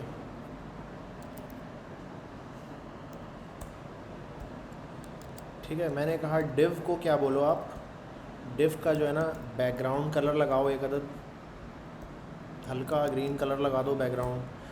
ठीक है, इसकी आप लगा दो विड्थ 200 पिक्सल, सही है, हाइट भी लगा दो आप 200 पिक्सल, सही है। अब देखते हैं जी क्या डिस्प्ले होता है। ये मेरे पास कुछ इस तरह से डिस्प्ले हो गया। अच्छा, मीडिया क्वेरी जो है, जैसा कि मैंने आपसे ज़िक्र किया, कंडीशनल स्टाइलिंग के काम आती है। मिसाल के तौर पे मैं इसको अगर मुख्तलिफ़ डिवाइसेस पे ओपन करूं, तो अभी के केस में इसको मैं देखना चाह रहा हूं कि ये मुख्तलिफ़ डिवाइसेस पे कैसे ओपन होता है। ठीक है, मेरे पास मोबाइल, स्मॉल मोबाइल पे जब ये ओपन होगा तो ये कुछ इस तरह से ओपन होगा। अच्छा, उससे बड़ी डिवाइस पे जब मैं जाऊंगा तो ये कुछ इस तरह से ओपन हो रहा है। ठीक है, अच्छा, अब मैं ये चाहता हूँ कि जब ये स्मॉल डिवाइस पे होना, जब तो ये सही है कि 200 पिक्सल इसकी विड्थ है, ठीक है, लेकिन जैसे मेरी डिवाइस बड़ी हो ना, मिसाल के तौर पे जब मैं टैबलेट पे जाऊँ तो इसकी विड्थ ना टैबलेट जितनी हो जाए, सही है, मैं ये चाह रहा हूँ कि इसकी विड्थ इसकी टैबलेट जितनी हो जाए। तो अब ये काम मैं कैसे करूँ, मतलब मैं ये चाहता हूँ असल में कि डिवाइस की जब विड्थ चेंज हो तो मैं अलग अलग डिवाइस की विड्थ पे अलग अलग स्टाइलिंग लगा दूँ। तो वहाँ पे मार्केट में आती है मीडिया क्वेरी। अच्छा, तो ये मैं कॉपी कर लेता हूँ मीडिया क्वेरी को।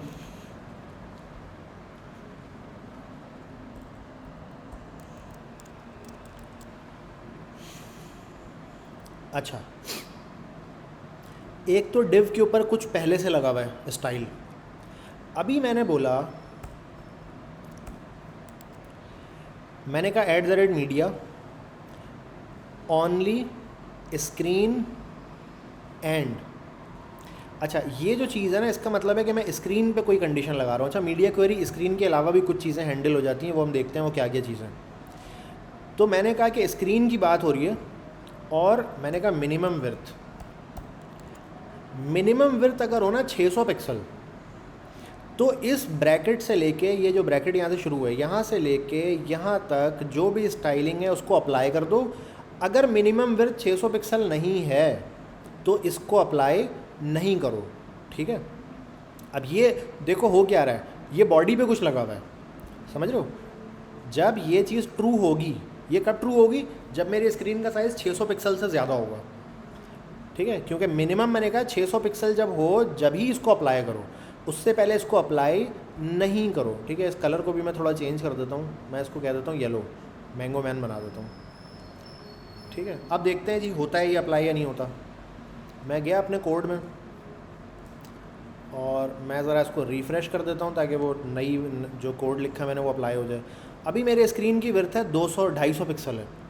अब मैं आहिस्ता आहिस्ता आहिस्ता इसको बढ़ाता हूँ और 600 पे लेके जाता हूँ, देखता हूँ 600 पे जाते ही हो, देखो 600 पे जैसे ही गया ना मैं, वो CSS इसकी अप्लाई हो गई। 600 से कम करूँगा वो CSS गायब हो गई, फिर बढ़ाऊँगा अप्लाई हो गई, कम करूँगा, ये वाला सीन है, देख रहे हो, कंडीशनल CSS लग गई मेरे पास। अच्छा, अब अभी तो मैंने CSS से सिर्फ इसका कलर चेंज किया है, तो मैं कुछ और भी कर सकता हूँ। आते हैं जी, कुछ और करते हैं। मैंने कहा कि बॉडी पे ये स्टाइलिंग लगाने के साथ साथ एक काम और करो कि डिव की क्या कर दो, डिव का जो विड्थ है ना आपकी, वो भी 500 पिक्सल कर दो। सही है, देखते हैं जी। अब मैं इसको बढ़ाता हूँ, जैसे ही देखो डिव का साइज़ भी बड़ा हो गया साथ साथ। ठीक है, तो इस तरह की कंडीशनल स्टाइलिंग के काम आता है ये। अच्छा, एक तो मैंने ये लगा दिया। अच्छा, अब मज़ीद मैंने देखा कि यार चलो ठीक है, ये तो टैबलेट तक तो ये सही हो गया, टैबलेट पे ये सही दिख रहा है, लेकिन मैं टैबलेट से जब आगे बढ़ता हूँ, ठीक है, टैबलेट से जब मैं आगे बढ़ता हूँ, कैसे आएगा वो टैबलेट से आगे वाला? अच्छा, मुझे शायद जूम आउट करना होगा।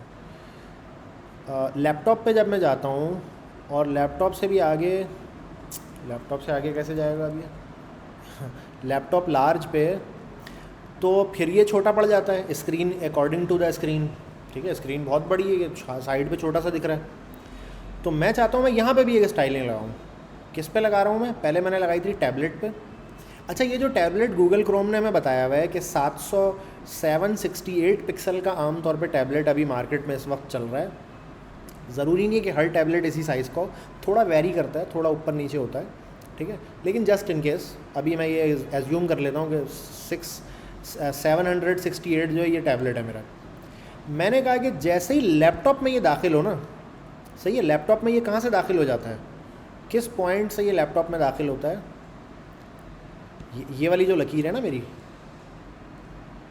यहाँ पे मेरा टैबलेट ख़त्म हो रहा है और यहाँ से लैपटॉप शुरू हो रहा है, यानी 768 से 769 हुआ ना जैसे ही, तो ये लैपटॉप में दाखिल हो जाएगा, राइट।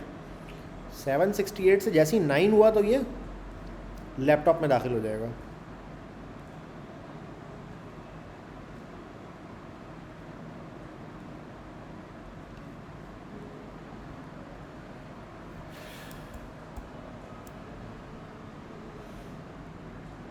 ये 768 पे इस वक्त मैं मौजूद हूँ।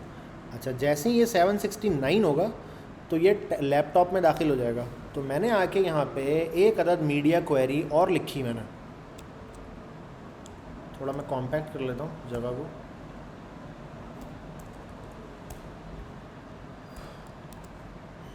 ठीक है, मैंने एक अदद मीडिया क्वेरी और लिखी और मैंने कहा ये वाली मीडिया क्वेरी कब अप्लाई करनी है? जब मिनिमम विड्थ क्या हो, 769 हो जाए एटलीस्ट, क्योंकि 8 तक तो टैबलेट है ना, मुझे लैपटॉप पे चाहिए। ठीक है, 769 जब हो जाए तो इसकी विड्थ मैं और बढ़ाना चाह रहा हूँ। मैं कह रहा हूँ कि इसकी विड्थ आप कर दो 700, राइट। रिफ़्रेश किया मैंने। अच्छा, अब नोट करना, 3 डिवाइसेस पे ये अलग अलग रिस्पॉन्स करेगा। सबसे पहले मोबाइल डिवाइस, थोड़ा सा मैंने बड़ा किया इसको, जैसे ही ये टैबलेट पे गया 600 पिक्सल पे तो ये CSS अप्लाई हो गई। अब उसके बाद जैसे ये लैपटॉप पे जाएगा तो ये दूसरी CSS अप्लाई हो गई। नोट कर रहे हो, ये अप्लाई हो गई। अच्छा, ये बात अगर आपको इतनी समझ में आ गई है तो आपको मीडिया क्वेरी 80% समझ में आ गया, 80-90% आपको मीडिया क्वेरी समझ में आ गई है। अगर आपको ये बात समझ में आ गई है कि कंडीशनल स्टाइलिंग कैसे होती है। अच्छा, ये जो सेकंड वाला है इसके अंदर मैं मज़ीद स्टाइलिंग भी लगा सकता हूँ, ठीक है, मतलब ये जब ब्रैकेट ट्रू होगी ना तो इसमें जो मर्ज़ी लगाऊँ। मैंने कहा भाई बॉडी का कलर भी चेंज कर दो, आप दोबारा कलर चेंज कर दो। ठीक है, मैंने कहा बॉडी में जो है बैकग्राउंड कलर जो है कुछ और कर दो, आप इसको थोड़ा ब्राउन कर दो, सही है। अब आप देखें, पहला CSS अप्लाई होता है, बॉडी को येलो कर दिया, डिव को बढ़ा दिया। अगली CSS अप्लाई होती है, बॉडी को ब्राउन कर दिया, डिव को थोड़ा और बढ़ा दिया, राइट। 2 कंडीशनल CSS मैंने लगा दिया यहाँ पर।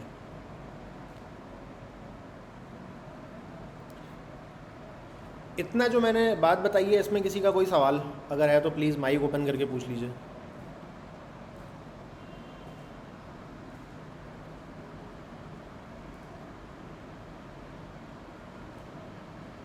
तस्मिया ने क्वेश्चन किया है, सर प्लीज़ ये करके दिखाएं।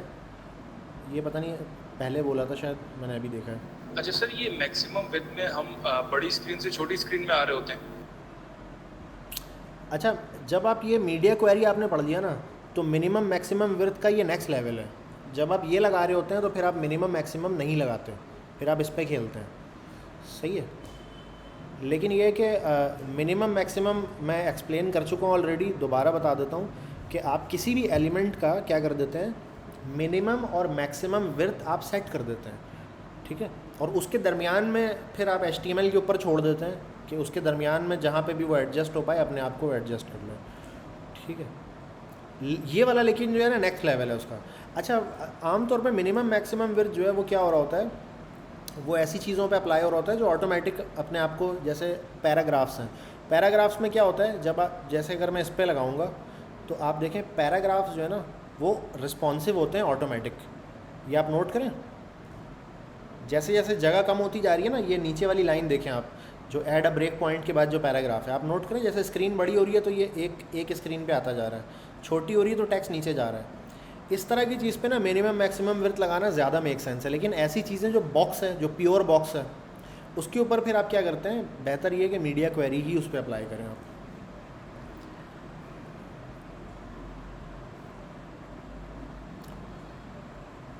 अरे क्या बात है भाई, क्या बात है। हशाम सलीम ने ये बनाया है, काफ़ी सारे अलग अलग कलर्स लगा के उन्होंने ये बना दिया।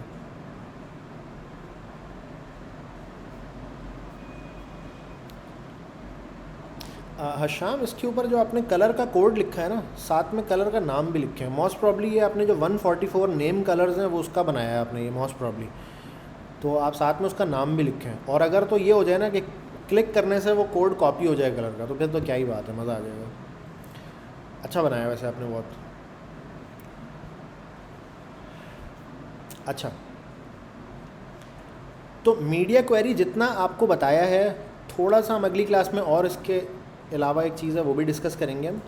लेकिन जितना अभी आपको मैंने मीडिया क्वेरी पढ़ाया है, इसको इस्तेमाल करते हुए मुझे कुछ दोस्तों ने पिछली क्लासों में कहा था कि सर वो हम जो CV हमने बनाई है वो हमारी मोबाइल डिवाइस पे जब हम खोलते हैं तो सही नहीं खुलती वो, ठीक है। तो आपको अपनी जो CV का जो प्रोजेक्ट था आपका, जो शुरू में बिल्कुल हमने बनाया था, उसको क्या करना है, 3 डिवाइसेस पे रिस्पॉन्सिव करना है। उसको क्या करना है आपने, 3 डिवाइसेस पे रिस्पॉन्सिव करना है। Number 1 mobile medium, number 2 tablet, और नंबर 3 लैपटॉप, ठीक है। 3 डिवाइसेस उसके ऊपर आपको रिस्पॉन्सिव करना है। आपकी मैं CV खोल के इसको मोबाइल मीडियम पे करके देखूँगा, टैबलेट पे करके देखूँगा और यहाँ लैपटॉप पे करके देखूँगा। ये 3 डिवाइसेस पे आपकी जो CV है वो ब्रेक नहीं होनी चाहिए, आपकी CV का जो लेआउट है वो ख़राब नहीं होना चाहिए, ठीक है। ये आपका असाइनमेंट है।